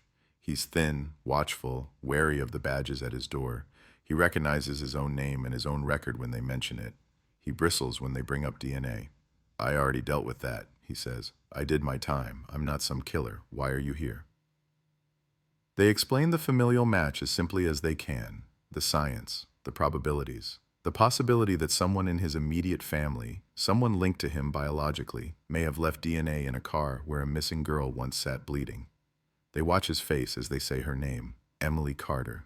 The words land like stones in a pond. Ripples move behind his eyes. He says he doesn't know her. He was 9 years old in 2001. He remembers the news vaguely, the flyers on telephone poles, his mother telling him not to talk to strangers. They ask about his father, his uncles, male cousins. Where were they living then? Who owned cars? Who went to Pacific Shore that summer? At first, his answers are cautious, defensive, then they become slower, heavier. His father, he explains, was in and out of the picture, a truck driver who moved freight up and down the coast. Sometimes gone for days, weeks, a man with a temper and a drinking problem, a man who liked bars in small towns where no one knew him, a man who, 5 years ago, wrapped his pickup around a tree on a logging road after going off the shoulder drunk, dying before paramedics even reached him. The room seems to shrink when he says that. Dead suspects are a special kind of nightmare. No interviews, no confrontations, no confessions, just records, receipts, and whatever scraps of memory the living are willing to share. Did he ever talk about Pacific Shore? Reyes asks quietly. The young man stares at the table, runs his thumb along a groove in the wood. He talked about a lot of places, he says. Mostly about how nothing was ever his fault, the bosses, the cops, my mom. But sometimes he would get weird when the news talked about missing girls. Change the channel, make a joke about stupid kids. I thought he was just being an asshole. Reyes asks for permission to collect a DNA sample from the father's remaining personal effects. Old razors, a forgotten toothbrush, anything that might still hold cells. The son hesitates, then nods. If he did something, he says, voice rough. I want to know. I don't want to spend the rest of my life wondering if I'm related to a monster. The lab works quickly. Comparisons. Ratios. The numbers line up in a grim, silent sequence. The unknown male from the Carter car and the dead truck driver are a match. Enough markers to erase doubt. Enough shared code to write a new line on the board in the squad room. Suspect identified. Deceased. It's the moment every cold case detective says they want, and yet, when it arrives, it feels strangely incomplete. There is no arrest, no courtroom, no verdict, just a name, Daniel Ross, a man with a record of bar fights and DUIs, minor assaults in towns that all blur together on a map. A man whose work logs place him near Pacific Shore in the summer of 2001, delivering cargo to a warehouse 2 exits down from the bar where Emily was last seen. A man whose route would have taken him past that quiet service road by the drainage canal if he wanted to stop somewhere dark, somewhere forgotten. Pieces start to slide into place with a sickening ease. Old witness statements that suddenly sound different, vague descriptions that could fit any number of men, now reshaped into a single face in a mugshot. The young man in the rental house provides photos, his father in a baseball cap, leaning against a truck, a beer bottle in hand. The faded logo on the cap makes Reyes' stomach lurch. It matches the blurry smudge from the bar's old footage so well it might as well be a confession, but it isn't, not officially. Not in a way a prosecutor can put in front of a jury. There is still no body, no direct witness who can say, I saw him with her. No recovered weapon, no recorded threat. Only DNA in a car, a dead man's work logs, and a son who looks like he wants the ground to open up and swallow his last name. Back in Pacific Shore, the news breaks like a summer storm. California 2001 cold case solved, the headlines shout. DNA links trucker to missing student. Anchors lean into the camera with practiced gravity, explaining familial DNA, explaining how science can reach backward into time and pull out a suspect from beyond the grave. The word closure gets used a lot, too much. In the Carter house, the television glows in the dim living room. Emily's mother sits on the couch, remote limp in her hand, watching the man's mugshot flash on the screen next to her daughter's smiling photo. 2 faces welded together by a lower third graphic and a narrative that wants to end neatly. Her father stands behind her, hands on the back of the couch, eyes locked on the word under the headline. Solved. He whispers it once under his breath as if testing it, tasting it, trying to decide if it belongs to them at all. The word hangs in the air like a verdict the town didn't get to vote on. Solved. It scrolls across TV screens, blinks in news alerts on phones, sits in bold letters at the top of online articles that show Emily's yearbook photo side by side with Daniel Ross's mugshot. California 2001, cold case solved. DNA ties trucker to missing student. The headline does exactly what headlines are built to do. It wraps chaos in a clean little box, slams the lid shut, and calls it closure. In the station, reporters pack into the briefing room, cameras stacked 3 deep, cables snaking under chairs. The same podium, the same backdrop, a different decade. Detective Reyes stands off to the side, jaw tight, watching the police chief walk through the statement. Cold case, familial DNA, truck driver, deceased suspect, strong probability, no ongoing threat to the community. They've rehearsed every line, shaved off every rough edge, left no room for improvisation. The story is polished, contained, ready for consumption. When it's time for questions, the first one comes fast, sharp. So you're saying you know who killed her, but you can't prove it in court? The chief answers with the kind of careful language that makes defense attorneys lean forward and families slump back. We have extremely compelling forensic evidence linking Daniel Ross to the crime scene, he says. We believe, with a high degree of confidence, that he was responsible for Emily Carter's disappearance. Unfortunately, because Mr. Ross is deceased, there will be no criminal trial. Another hand shoots up. Have you found her remains? No, the chief says. Despite extensive searches then and now, Emily's body has not been located. That remains an open objective for this department. Reyes feels the shift in the room as soon as that sentence lands. Solved, but no body. Solved, but no confession. Solved, but. That little word slices through the press conference like a fault line. Later, when the microphones are off and the reporters have scattered to file their stories, Reyes retreats to the squad room, to the board that has carried Emily's face for so many years. Someone has updated it, almost ceremonially. The label under her photo now reads, Primary Suspect, Daniel Ross, Deceased. A bold red line runs from his printed mugshot to the photo of her car, to a copy of the lab report, to a printed map with a route traced in thick marker, his delivery path the week she vanished. He stares at it a long time. The lines make sense, the DNA makes sense, the timeline mostly makes sense. Mostly, that word again. He sits, feeling every one of the years between then and now in his knees, and pulls the old reports out one by one. On paper, the story is deceptively simple. Truck driver with a history of violence, in town on a job, drinking at the bar that night, caught in the old footage as a blurry man in a baseball cap leaning outside the bathrooms, moving toward Emily when she passes. His DNA found in a bloodstain on the driver's seat of her abandoned car. No satisfactory alternative explanation. If you drew it as a diagram, an arrow would practically draw itself from his name to hers. It's neat. It's clean. It's everything a detective is supposed to want. But cases are not diagrams. They're lives, choices, accidents, tiny decisions made in seconds that echo for decades. And there are still loose threads Reyes can't stop touching. There's the witness at the bar who swore he saw Emily leaving alone. The guy had been drinking, sure, but his certainty was unnerving. I watched her walk out, he testified. She was by herself. There's the man, years later, who insisted he saw her step into a dark pickup. There's the anonymous note. You'll never find her. It could have been a sick prank, someone chasing attention, or it could have been exactly what it sounded like. Ross was on the road constantly then. His roots took him far beyond Pacific Shore. If he disposed of her body, he could have done it anywhere. The department launches one more round of searches anyway, one more sweep along the drainage canal, one more push through the scrubland beyond the service road. Cadaver dogs sniff their way along ditches and fence lines, tongues lolling, handlers watching for the telltale stiffening, the sudden change in behavior that signals a find. They hit on dead animals, old trash pits, buried pets, nothing human. Nothing, Emily.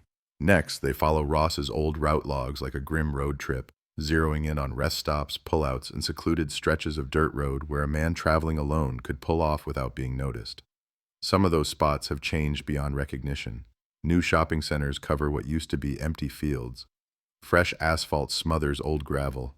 Construction has carved away hillsides, filled in ravines. Time is the best accomplice a killer ever has. News choppers hover overhead when the search teams spread out, cameras zooming in on the line of reflective vests. On some channels, anchors narrate live. Breaking, crews search new areas tied to California 2001 cold case. Banners flash across the bottom of the screen. The word solved never goes away. It sits there like a stamp, even as viewers watch officers dig in dirt that gives up nothing but dust and ants. For the Carter family, the word feels like an insult wrapped in good intentions. Detectives sit at their kitchen table and go over the findings, piecing together a narrative they hope will be bearable, if not comforting. They explain the DNA, the truck routes, the old footage. They show them Daniel Ross's photograph and wait for some glimmer of recognition, some gasp that says, "Oh my God, that man, I remember him." None comes. Emily's mother studies the mugshot like she's trying to burn it into her brain, then looks away. "So that's him," she says softly. "That's the man who took my daughter." The words taste poisonous. Her hands tremble. Her husband's knuckles are white where they grip the edge of the chair. Her father asks the question that's been boiling under the surface. "If you're so sure it's him," he says slowly, fighting to keep his voice level, "why can't you tell us where she is? Why can't you bring her home?" Reyes answers because he has to, because the chief can't be here for this part. "We don't know where he left her," he says. "We know he was in the area, we know he was in her car and that she was injured, but without a body, we can't..." "Can't what?" the younger brother snaps from the doorway. He's a grown man now, taller than Reyes, shoulders broader, anger poured into muscle. "Can't finish the job. You waited how many years to tell us a dead guy did it, and you still can't find her?" Silence crashes into the room after that, a long, low, suffocating silence. Reyes wants to tell him they never stopped. That file after file, shift after shift, they kept going back, kept rereading, kept revisiting, but what good is that? Effort doesn't bring people back, only answers do, and even then only halfway. Outside the Carter house, in the wider world, the narrative is moving on. The press wants its last act. True crime blogs and podcasts descend on the story like seagulls on a dropped fry. They love the buzzwords: cold case cracked, familial DNA breakthrough, ghost suspect exposed. Episode titles read like headlines: California 2001, cold case solved. But is it really? Uploads spike, comment sections fill with armchair detectives spinning theories at 2 a.m., pausing old news footage, zooming in on backgrounds, asking questions the real detectives already answered a decade ago. Some listeners latch onto Daniel Ross as a kind of monster of the week. They dig up every scrap of his past they can find. Bar fights, traffic stops, a messy divorce, a restraining order from an ex-girlfriend in Oregon who said he scared her when he drank. They build him into a bogeyman, a cautionary tale about hitchhiking, about truck stops, about trusting strangers. Others aren't so convinced. The internet breeds doubt like mold in the dark. They fixate on inconsistencies, on the gaps inherent in any long unsolved case. What if the DNA got there some other way? What if someone else was driving? What if the cops are railroading a dead man because they're desperate to close a file? What if the real killer is still out there? One late-night host jokes about it in a monologue.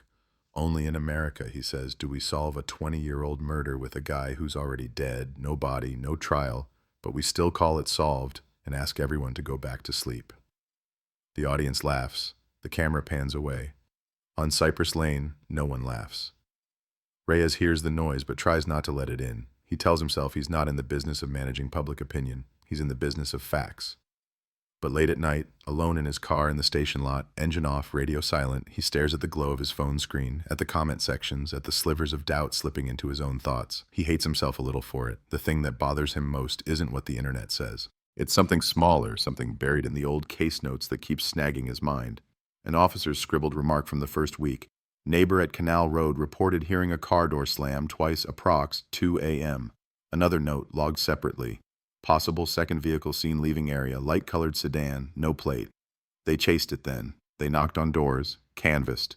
Nothing came of it. It was one more maybe in a sea of maybes. But now they know Ross drove a dark pickup. He was a truck guy, lived in his truck, died in his truck. No one who knew him remembers him in a light-colored sedan. No one ever saw him drive one. That doesn't mean he couldn't have borrowed a car. But borrowed from who and why? Reyes raises it in a meeting, pointing to the old notes. Keller flips through the pages, frowning. "Could have been unrelated," Keller says. "This is a service road. Kids go out there. People dump stuff. 2 a.m. could have been anything."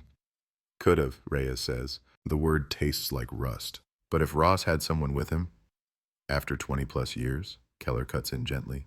If there was an accomplice, he's either clean as snow or buried his tracks deep. The DA is already calling this one cleared. You know how much appetite there is upstairs for reopening angles that lead nowhere? That's the other thing about calling a cold case solved. It doesn't just change the headline. It changes the politics inside the building. Resources get reallocated. Detectives get told quietly to move on. Other families are waiting. Other boxes on other shelves are gathering dust. Reyes walks out of the meeting with a pressure building behind his eyes. He doesn't argue. He just goes back to his desk, opens the Carter file again, and reads. He stares at the timeline, tracing it with his finger as if he could feel something he missed. Emily leaves the bar. Somewhere between those doors and that service road, the night swallows her whole. In town, Life pretends to settle. People start saying things like, at least they know now, as if knowledge and peace are the same thing. The bar, where Emily was last seen, puts up a small framed photo on the wall near the bathrooms. A memorial of sorts, a reminder to watch your drinks, your friends, your exits. College kids pose for selfies in front of it when they're drunk, the way people take pictures next to plaques and tourist sites. Half of them don't really understand who she was. They only know her as a story from before their time, an urban legend with police reports. On a rainy evening a few months after the announcement, a stranger walks into that bar. Mid-40s, worn baseball cap, jacket zipped tight. He orders a beer, pays cash, sits where he can see the photo on the wall. The bartender notices him staring at it for a long time. "You knew her?" the bartender asks eventually, wiping down the counter. The man's expression is unreadable. "No," he says after a pause. "But I knew someone like her." He finishes his drink slowly, leaves a tip that's too big, and steps back out into the rain. The bartender watches him go, a small unease prickling at the back of his neck for reasons he can't quite name. It's probably nothing, he tells himself. Guys drift in and out of bars all the time with ghosts in their eyes. This is just one more. Later that night, as closing time creeps up and the staff starts stacking chairs, someone knocks on the locked front door. 3 sharp raps, impatient. The bartender glances at the clock, curses under his breath, and goes to the door. He expects a drunk regular, someone begging for one last round. But when he unlocks it and peers out, the sidewalk is empty. The street is wet and shining. The only sound is the distant sigh of cars on the highway. He shrugs it off, blames the pipes, the wind, his own nerves tangled up in stories. He locks the door again, double-checks it this time, and turns out the lights. Somewhere in the dark, the framed photo of Emily Carter glows faintly in the exit sign's red hue, eyes fixed on a doorway that keeps opening and closing on strangers, year after year. The town thinks the story has found its ending. Headlines say so, press conferences say so, official statements say so, but in the quiet places, the Carter living room at night, the detective's office with the light left on too late, the forgotten turnoffs along old truck routes where the wind cuts across empty lots, there is a different truth humming under the surface. There is no body. There is no confession. There are still missing hours, missing details, missing answers. The case file may be stamped cleared, but the story hasn't finished telling itself. Not yet. There is a strange kind of silence that follows a solved cold case. Not the clean silence of relief, but something heavier, like a blanket thrown over a crime scene that no one can bear to look at anymore. Officially, Pacific Shore is supposed to be safer now. The monster has a name, even if he's buried under a crooked wooden cross off some logging road miles away. The state updates its records. Crime databases shift Emily's file from unsolved to cleared. Internally, the department moves her box from the active shelf to one a little farther back. A quiet administrative gesture that says, the story is over. But stories don't obey paperwork. In the months after the announcement, Detective Mark Reyes does what he's told to do. He works new cases. He interviews fresh suspects. He sends other evidence to the lab, looking for other names, other matches, other monsters hiding in the code. On the surface, he's doing his job. Underneath, his mind keeps circling the same unfinished loop. No body, no confession, unexplained details, missing hours between the bar and the canal. At home, on his kitchen table, a folder that should have stayed at the station starts to grow. Printouts of truck routes, copies of Ross's old citations, maps with rest stops circled in pen, articles about other missing women up and down the California coast, headlines bleeding into each other, college student vanishes after leaving bar, hitchhiker never arrives at destination, young woman's car found abandoned off rural road. Not all of them match. Some are coincidences dressed up as patterns, but a few feel too close for comfort. A few feel like the same ghost walking through different towns.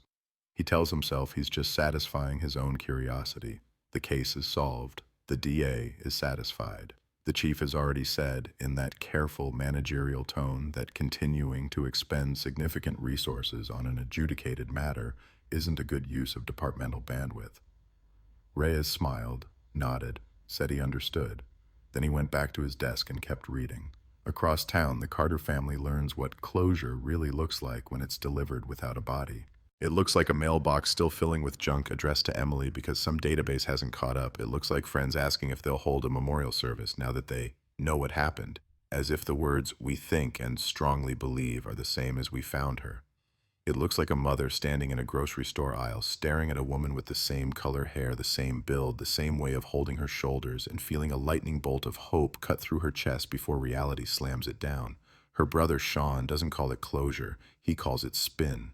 The night the news first used the word solved, he took an old baseball bat out to the backyard and hit a tree until his hands bled, until splinters stuck in his skin, until the bat cracked a little along the grain. No one saw. No one heard over the TV in the living room. The next day, he bandaged his palms and went back to work like everyone else. But he doesn't stop thinking. He doesn't stop reading either. What starts with late-night Google searches turns into hours listening to podcasts, watching crime documentaries, scrolling forums where strangers dissect cases like they're puzzles, not people. At first, he hates them.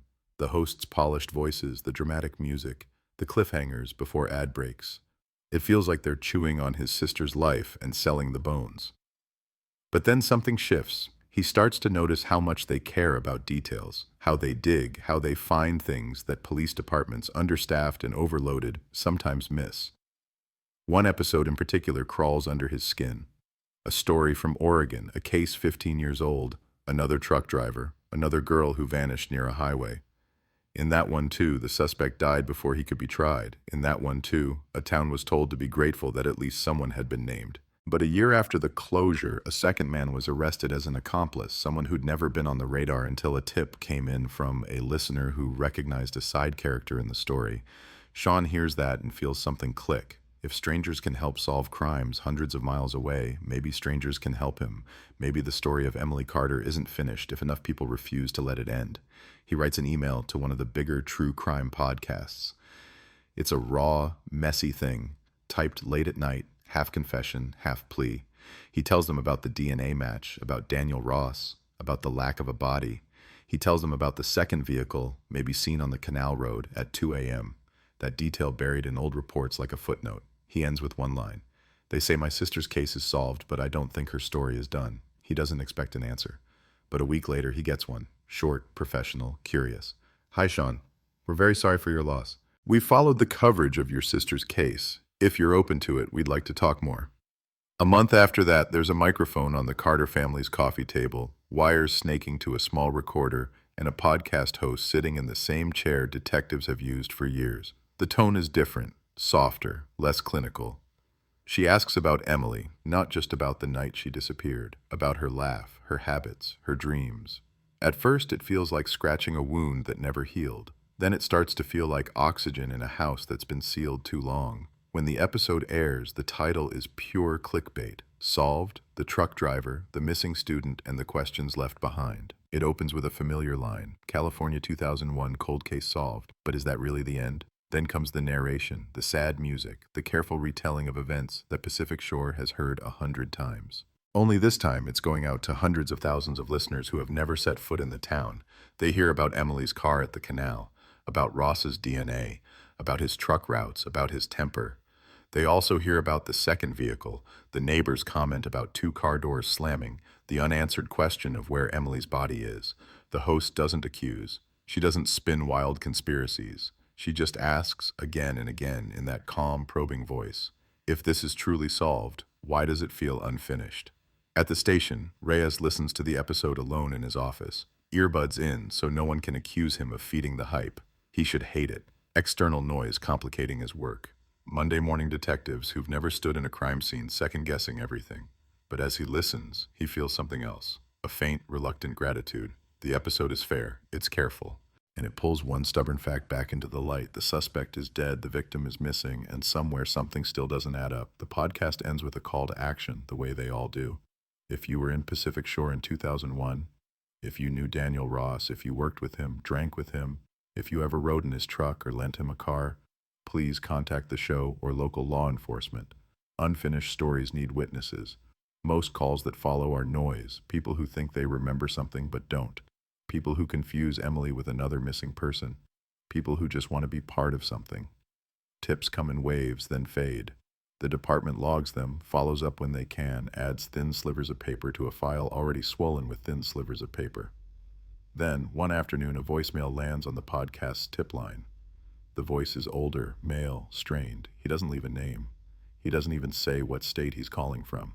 He just says 7 words that make the producer sit up straighter at her desk. "I think I knew your truck driver," he says, and I think he wasn't alone.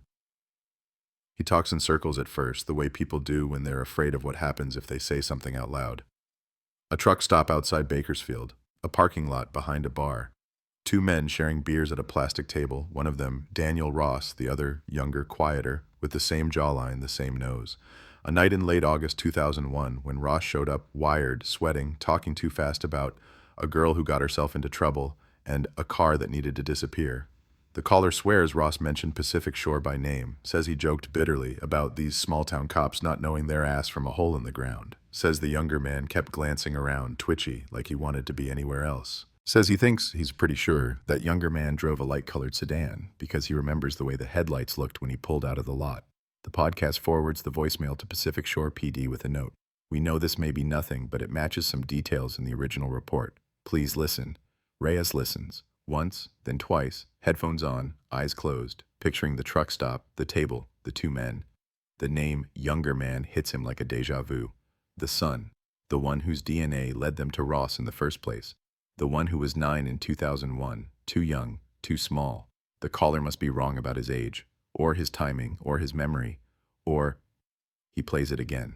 The caller never says son, never says 9, never says kid, just younger man. Could be a brother, could be a cousin, could be another ghost they haven't named yet. He pulls Ross's family tree back up on his screen. Father, ex-wife, 2 children, 1 known brother in Nevada. 1 cousin in Fresno. A scattering of relatives whose names sit in faded ink on old forms, barely legible. He traces them like lines on the map. Trucks, cars, routes, faces. When he brings it up with the chief, the response is immediate. "We can't build a case on a podcast voicemail," the chief says, rubbing the bridge of his nose. "Especially not when our primary suspect is dead and officially tied to the scene. You want to chase it down on your own time? Fine. But don't drag the department into a media circus." A media circus. That's what they call it now when people care too loudly. Reyes doesn't argue. He just nods, closes the office door behind him, and starts making calls anyway. To the podcast, to get the original audio unedited. To the phone company, to trace the number if possible. To the State Patrol in Bakersfield, to pull any incident reports from truck stops around that time in 2001. Most of what he hears back is what he expects. Old records purged. Video overwritten years ago. Employees who've retired, moved, forgotten. For a while it feels like another dead end, another maybe to tack on the board and circle in red.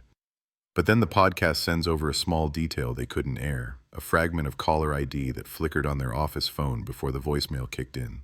Not a full number, but an area code and exchange that narrows things down to a tiny rural pocket 3 counties away. From there, it's legwork, quiet, unofficial, a few well-placed questions to a long-haul trucker liaison, a favor from a friend in another department who owes Reyes a debt. Eventually, a name surfaces that makes his pulse jump. Thomas "Tommy" Ross, Daniel's younger brother, once a trucker himself, arrest record for bar fights and theft. Last known address? A small town tucked off the interstate, exactly where that area code cluster hits. There it is. A second Ross, a second truck, a second possibility. It doesn't prove anything. Not yet. Not legally. What it does is crack the neatness of the solved narrative just enough to let in a draft of doubt. If Daniel and Tommy were drinking together near Bakersfield, talking about a girl in a car, then somewhere out there might be another vehicle, another set of hands on the wheel, another driver whose prints were never taken because no one knew to look. And if that's true, then Emily's last ride might not have been with a lone monster at all. Somewhere on a highway lit by the red glow of taillights and the cold blink of exit signs, a man in his 50s grips a steering wheel a little too hard when a news bulletin about familial DNA cracking cold cases plays on the radio. He changes the station before the segment finishes, jaw clenched, eyes locked on the dark ribbon of asphalt in front of him. In Pacific Shore, the framed photo on the bar wall watches another generation of college kids stumble past. In the Carter house, a mother leaves the TV off more and more, unwilling to see the word solved again. On Reyes's desk, a fresh note joins the others, written in his tight, controlled hand. Tommy Ross, find everything. They've given the town its headline. They've told the cameras the case is closed. But somewhere beyond the reach of official statements and press conferences, a new question is forming, sharp and insistent, ready to cut through the silence. What if the man everyone calls the killer wasn't the only one there? What if the man everyone calls the killer wasn't the only one there? The question doesn't just hang in the air. It burrows in. It wedges itself between facts and assumptions, between headlines and reality, between what the town has accepted and what the evidence actually says. It keeps Reyes awake. It keeps Sean Carter angry. It keeps a story labeled solved quietly, stubbornly alive. On paper, Tommy Ross is just another name in a tangle of relatives. Younger brother, spotty employment, a string of minor charges that never turned into long prison stretches, petty theft, disorderly conduct, one assault charge pled down to disturbing the peace after a bar fight where no one wanted to testify, the kind of man you'd forget if you saw him once at a gas station, if you passed him in a diner booth at midnight. But the more Reyes digs, unofficially, the more Tommy stops looking forgettable. A traffic citation from August 2001 puts him less than an hour from Pacific Shore 3 days before Emily vanished, pulled over for a broken taillight on a light-colored sedan registered to a cousin, not a truck. The officer's notes are bland. Driver cooperative, warning issued. No mention of anything unusual, no mention of the way his hands grip the wheel, the way sweat might have beaded at his hairline. Patrol cops aren't psychics. They write what they see, not what's coming. There's a pay stub from a warehouse job that overlaps with one of Daniel's delivery routes. A shared address for 3 months in a stretched thin neighborhood off the interstate. Brothers crashing together to save on rent, sleeping in a place with thin walls and thinner lives. Nothing illegal in that. Nothing that would have raised a red flag in 2001. Just background noise. But then, there are the little things. Witnesses from that Bakersfield truck stop, tracked down one by one with the slow patience of someone who knows every nothing could be something. One remembers 2 men, both named Ross, arguing over a map stained with beer. Another remembers the younger one saying, "I didn't sign up for this," before the older one slapped the table and told him to shut up. No one called the police. No one took a photo. It was just another late night in a place full of regret and caffeine. Reyes writes it all down anyway. He prints it. He pins it. A second photo joins Daniel's mugshot on the board in his office. Tommy's booking shot from a drunk and disorderly arrest in 2005. The resemblance is obvious. Same jawline, same eyes, a little more wary. Underneath he writes in block letters, "Secondary suspect, unconfirmed involvement." It's not an official line, it's his own, his quiet rebellion against the word solved. He doesn't tell the Carter family. Not yet. You don't walk into a house that's finally stopped shaking and tell them the foundation might still be cracked. Not based on a voicemail and some bad feeling. Not without something sharper than speculation. Sean doesn't wait for permission. He doesn't have to. The podcast host forwards him the same voicemail, the same scraps of info, adding her own careful warning. Be cautious. People misremember. Trauma warps time. He nods as he reads the email, then ignores the advice. Caution is a luxury he hasn't had in 20 years. He prints out everything he can find on Tommy Ross. He spreads it across his own kitchen table the same way his parents once spread out missing person flyers and maps with circles around search areas. He looks at Tommy's face until it feels like a brand. Then he does something he swore he'd never do. He goes looking for someone who knows how to live where the rules start to blur. There's a kid he grew up with, slim, quick, always hovering near trouble. Back then, Sean stayed away. Now he finds him running a small tech repair shop downtown, tattoos peeking from under his sleeves, eyes flicking around the room like he's still expecting bad news. His name is Ryan. He's cleaned up, mostly. Enough to keep a business license. Not enough to have forgotten what it feels like to bend things. Sean walks in with a folder under his arm and an ache in his chest. Ryan looks up, does a double take, then whistles. "Man, I haven't seen you since..." He stops himself. "Since before your life broke in half." "What's up?" "I need help," Sean says. No small talk, no warming up. "And I can't go through official channels." Ryan glances at the folder, then at Sean's face. He sees it there, the edge, the same edge he saw on people who made bad decisions and then decided to double down anyway. "This about your sister?" he asks quietly. Sean nods. "You follow the news?" "I live on the internet, man," Ryan says. "They said they got the guy. DNA trucker dude, case closed, roll credits." "What if it's not closed?" Sean asks. "What if there's someone they missed, someone who was there that night and walked away?" Ryan leans back, eyes narrowing. "What are you asking me to do?" "I have a name," Sean says, opening the folder, sliding a grainy printout of Tommy's mugshot onto the counter. "I need to know where he is, if he's alive, if he's on social media, if he's got accounts, if he's ever posted anything that looks like..." He trails off, realizing he doesn't know how to finish the sentence. Looks like guilt, looks like a confession. Monsters don't hashtag their sins. Ryan's fingers hover over the photo. I'm not a PI, he says. I fix phones, I jailbreak stuff. I recover files people accidentally delete. And before that, Sean asks? Before that, Ryan knew how to slip around firewalls like they were loose fences. He knew how to find people who didn't want to be found. Exes, debtors, a guy who skipped town with the wrong people's money. He stopped when stopping was the only way to avoid a record. But the skills don't vanish. They just go quiet. He looks at Tommy's face and something like anger passes through his expression, quick and hard. He remembers Emily, too. Not well, not personally, but enough to know what her absence did to the town. Enough to know that if there's even a sliver of a chance this man was there, someone needs to know. I'll see what I can dig up, Ryan says at last. But if this crosses into real illegal, I'm out. I've burned my second chances already. Fair, Sean says. Just start with the stuff that's gray, not black. Ryan snorts. Gray is my favorite color.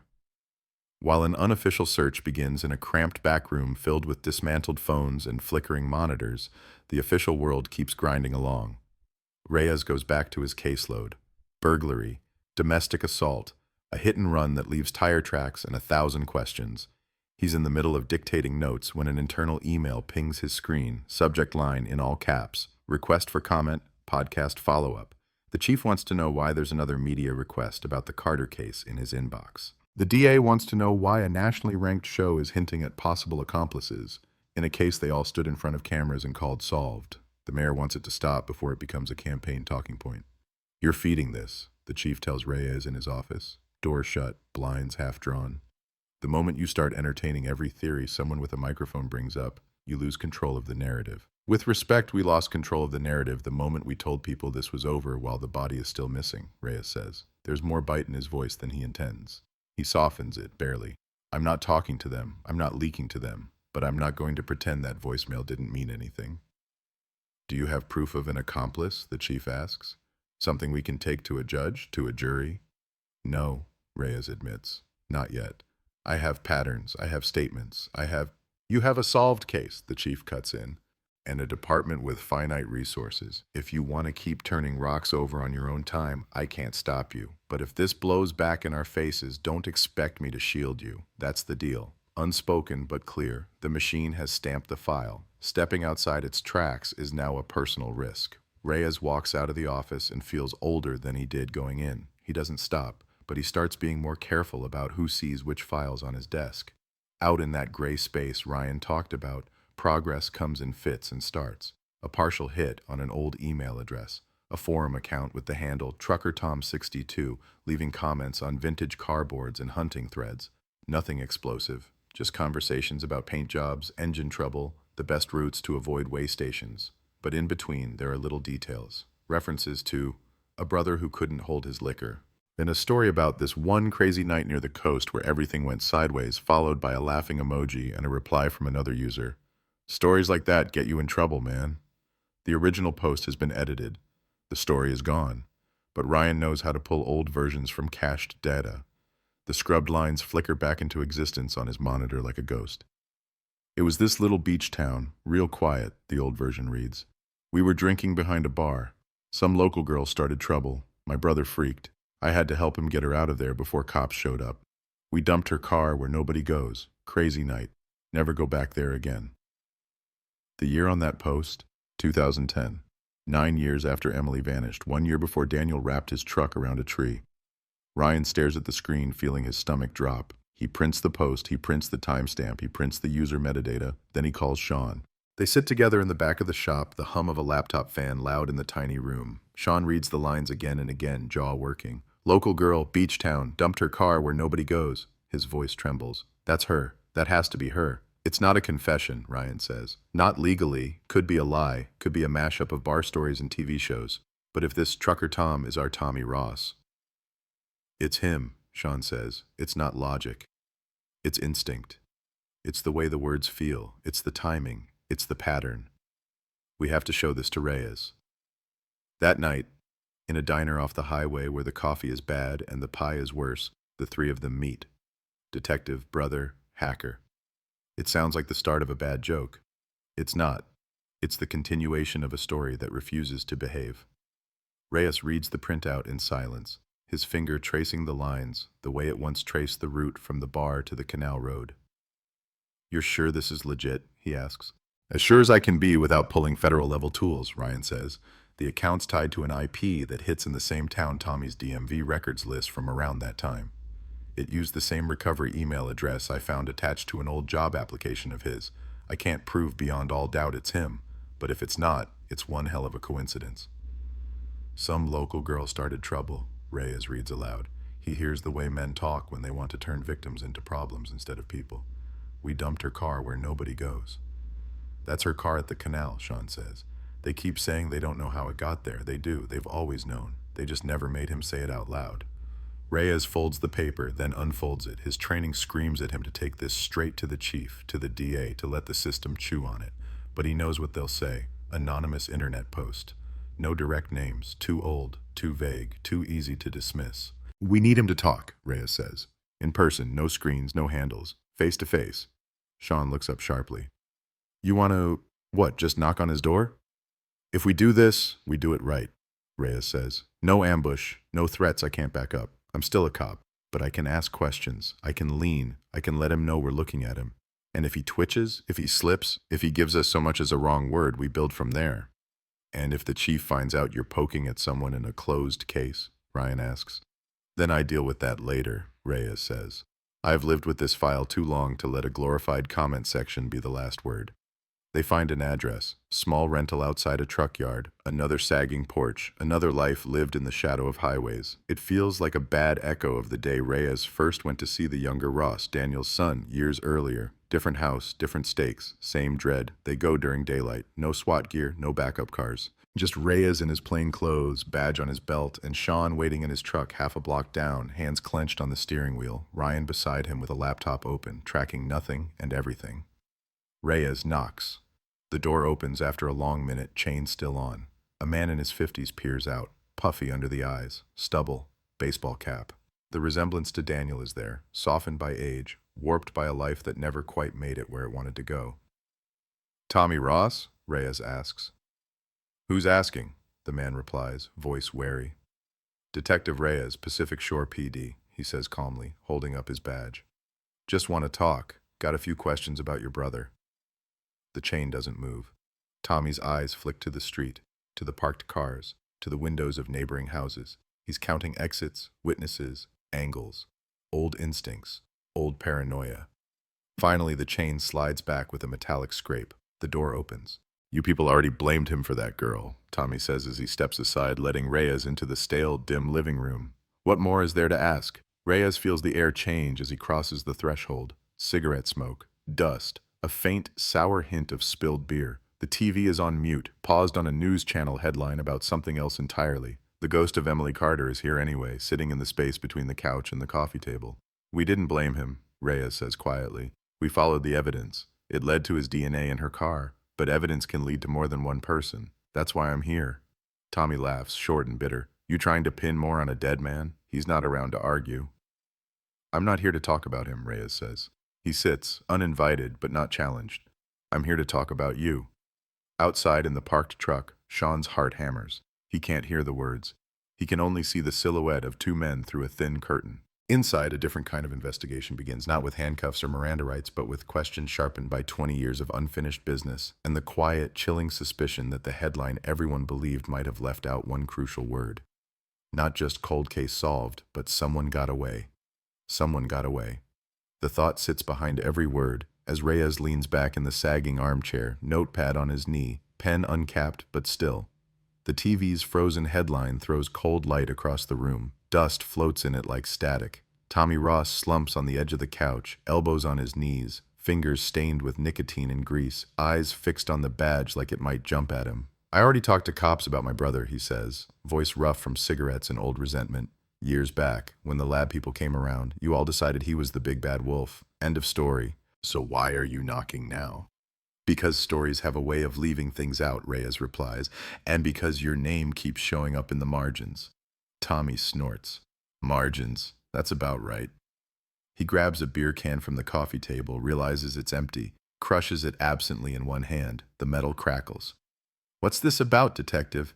You reopening something you told the whole world was solved?" Officially? Reyes says. No. Officially, this is follow-up. Unofficially. He lets the silence finish the sentence. Silence is a tool. It fills the room, presses on the other man's nerves, invites him to fill it or let it choke him. Tommy shifts, eyes flicking to the dark TV screen where his own reflection is faintly visible. Unofficially, then, he mutters. That sounds like trouble. Reyes doesn't pull out the printout yet. Not the post. Not the cached words. He starts with ground he knows is solid. You were near Pacific Shore in August 2001, he says. Traffic citation. Broken taillight, light-colored sedan, not a truck. You remember that? Tommy's jaw tightens. 20 years ago, he says. I barely remember what I had for breakfast yesterday. The officer wrote that you were cooperative, Reyes continues. No mention of you being drunk, aggressive, nothing. Just a guy with a busted light on a back road. One of those little nothings that disappears into paperwork. He pauses. Except it doesn't disappear when a girl goes missing 3 days later in the same area. A flicker, barely there, passes across Tommy's face. A muscle under his left eye twitches once. He doesn't answer. Outside, in the truck down the street, Sean sees the curtains move, two shapes crossing, and feels his pulse pounding in his ears. Ryan keeps his eyes on the laptop, pretending not to notice the way Sean's leg bounces relentlessly. On the screen, a GPS map shows nothing important, just a blinking dot where they are. He watches it anyway, because it's easier than watching his friend come apart. Back in the stale living room, Reyes lets the silence stretch a beat longer, then drops the next stone.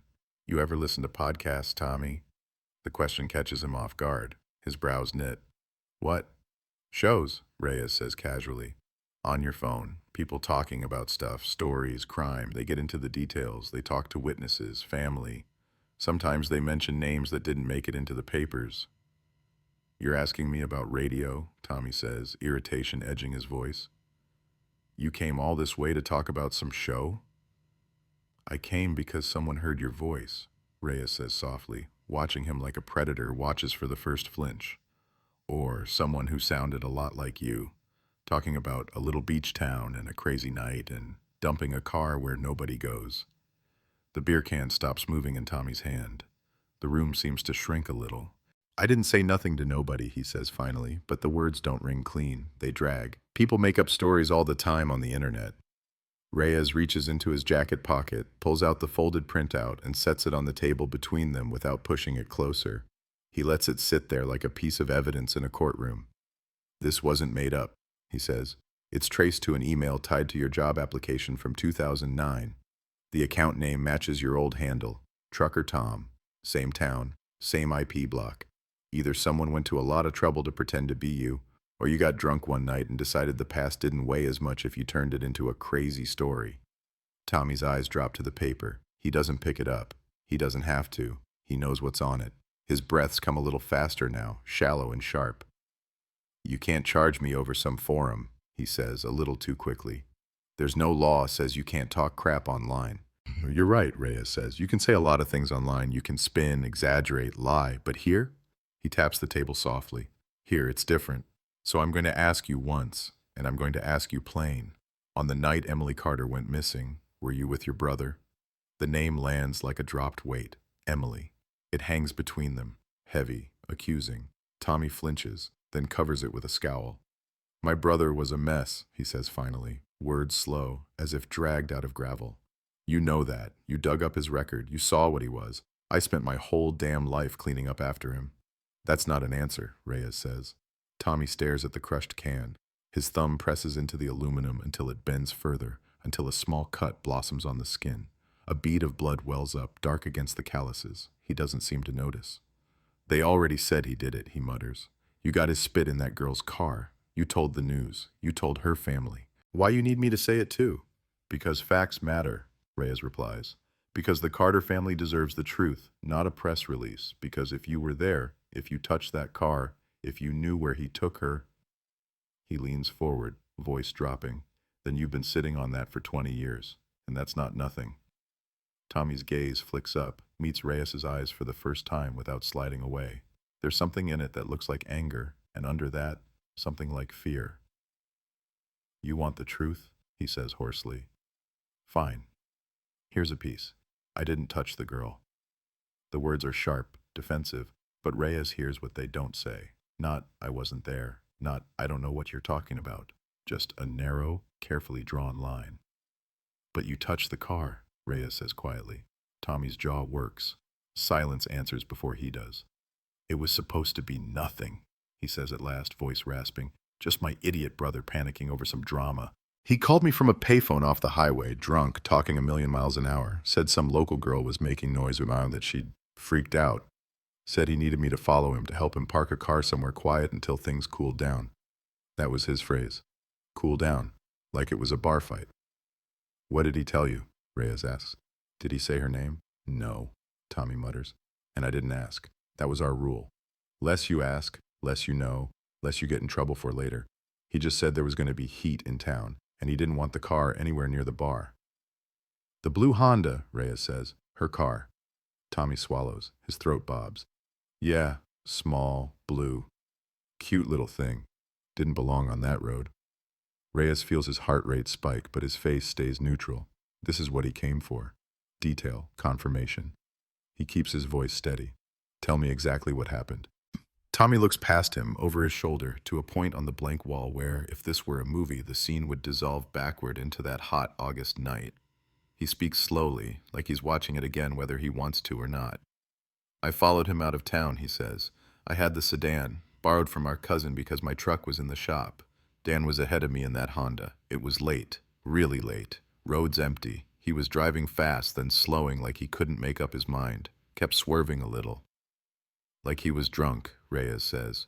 Like he was more than drunk, Tommy replies. He pulls off onto this service road I'd never seen before. Bit of dirt, bit of broken asphalt. Leads toward a canal. He stops the Honda, just leaves it there, half in the weeds. His hands curl into fists, knuckles whitening. I get out of my car and I'm pissed, because this is stupid. This is how you get caught. Dumping some girl's car out in the open. Did you see her? Reyes asks, voice barely above a whisper. Was she in the car? Tommy's eyes flick to his hands. His thumb smears the blood from the tiny cut without really noticing. No, he says, and the word comes out too fast. He swallows and says it again, slower. No, she wasn't there by then. I asked him where she was. I said, Dan, what the hell is this? Where is she? And he just laughed, said she took a walk, said she wasn't his problem no more. Reyes feels his stomach twist. Took a walk where? He shakes his head. He didn't say. I figured he meant he'd dropped her off somewhere, or she'd stormed off after a fight, or I don't know.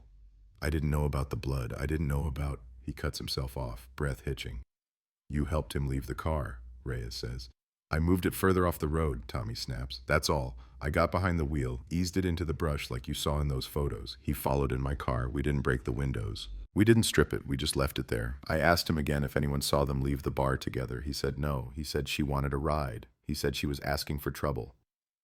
His lip curls. That was his favorite line. And you believed him, Reyes says. I wanted to, Tommy mutters. I told myself he'd drop her off somewhere, that she'd be mad, maybe, tell some friends, maybe even talk to cops, but it would blow over like his other crap. I didn't... He trails off, fists clenching again. I heard about the missing girl on the radio 2 days later. I called him and said, what did you do? He hung up on me. So you did nothing, Reyes says, not unkindly, but with a flatness that makes the words cut. Tommy looks up sharply, anger flashing now. I was scared, he growls. Of him, of you people, of what it meant if I was right. You don't know what it's like growing up with a guy like that. Our old man taught us one thing. You keep your mouth shut or you get hurt. I spent my whole life doing damage control. This time, it was too big, so I pretended it wasn't what it looked like. And then, Reyes says, tapping the printout, 9 years later, you brag online. You turn it into a crazy night at a beach town story. Tommy's shoulders sag. He runs a hand over his face, fingers pressing into his eyes. I was drunk, he mutters. It was stupid. Felt like talking into a void, like shouting into a canyon. Nobody listens, nobody cares. I didn't say names, I didn't say where. I thought it didn't matter. Like the worst thing you could do was tell a ghost story. Reyes studies him. There's guilt there, thick and sour. There's self-preservation, too. It's always a mix. You said Never go back there again, he says quietly. But you did go back, didn't you? With him. After you left the car, before you drove away, you went somewhere only he knew, somewhere quiet. Tommy's breathing quickens. For the first time, his composure cracks fully. No, he says, but it's not a denial of the fact, it's a denial of the memory. I dropped him at his truck yard and went home. That's it. Think carefully, Reyes says. This is the part that matters. Not the forum, not the broken taillight, the part between the bar and the canal and the truck yard. Did he ever show you a spot, a turnoff, a place he liked to park when he didn't want to be seen? Tommy stares at the wall again, lips moving soundlessly, chasing something slippery in the dark. There was this place, he says slowly, after a long, brittle pause. Not that night. Before. A couple months earlier. We'd stopped to drink. Off the highway. Narrow road down to some kind of maintenance lot by the water. Big concrete thing. Smelled like algae and gasoline. You could hear frogs. Lots of frogs. Loud. We sat on the hood. Watched the trucks on the bridge overhead. He said it was his thinking spot. I thought that was bullshit. Dan didn't think. He just did things. A canal. A maintenance lot. Frogs. Water. Reyes feels the hairs rise on his arms. You remember where? He asks. Tommy shakes his head, frustrated. You drive long enough, all those service roads blur, but I remember a sign, one of those faded metal ones. Black letters, white paint, something with intake on it, I think, and a number. There were rocks painted white along the edge of the road, like someone wanted to mark the boundary. Reyes files every word away like gold. Intake, frogs, white rocks, maintenance lot. It's not a confession. It's not a map, but it's a place, or the shadow of one. Why didn't you tell us this when we first came around? Reyes asks. Tommy lets out a hollow laugh. You're kidding, right? You were already laser-focused on DNA and trucks. You wanted a monster. You got one. Dead and neat. Wrap him up with a bow. What was I supposed to do? Walk in and say, hey, I might have helped him hide a car and I remember frogs? You'd have buried me. You buried yourself, Reyes says, gentler than the words deserve, for 20 years. For a long moment, neither man speaks. The TV hums softly. Somewhere outside, a dog barks, then stops. The world goes on, oblivious. Finally, Tommy looks up with something like defeat in his eyes. Am I going to jail? He asks. The bravado is gone. What's left is a tired, middle-aged man with too many ghosts and not enough courage. Reyes thinks about it, about the statute of limitations on accessory charges, about proof and corroboration and the razor-thin line between what he knows and what he can prove. A half-remembered maintenance lot and an old forum post aren't enough to put handcuffs on him, not yet. Right now, he says carefully, I'm here to listen. But understand this, Tommy, from this moment you're not in the margins anymore. If I find that place, if I find anything there, this conversation won't be the last one we have. Tommy nods once, slow, resigned. You're chasing shadows, he mutters. You know that, right? Sometimes it's better to let the dark keep what it took. Reyes stands, sliding the folded printout back into his pocket. Tell that to her family, he says. Tell that to her brother. At the word brother, Tommy's head jerks up. For a split second, there's a flicker of something raw. Fear, recognition, maybe both. He doesn't need to come here, he says quickly. You tell him that. He doesn't need to look at me. I got enough ghosts. I don't need his face in the mix. Reyes doesn't answer. He walks to the door, hand on the knob. Before he opens it, Tommy speaks again, voice low, almost a whisper. If you do find it, he says, eyes fixed on the muted TV, it'll be by the water. Always by the water with him. He liked the sound, said it covered everything else. Covered everything else. The frogs, the trucks overhead, the sound of... No. Reyes stops the thought before it finishes. There are some images you don't feed if you want to keep working. Outside, the daylight feels almost wrong after the dim of the living room. Sean straightens in his seat as Reyes steps onto the porch. Their eyes meet across the distance. A question, burning and desperate, hangs between them. Well... Reyes doesn't nod. He doesn't shake his head. He just taps 2 fingers against his temple, then points vaguely toward the highway, the direction of canals, maintenance roads, and places where water drowns sound. A sign that says, there is something. Not enough, not yet, but something.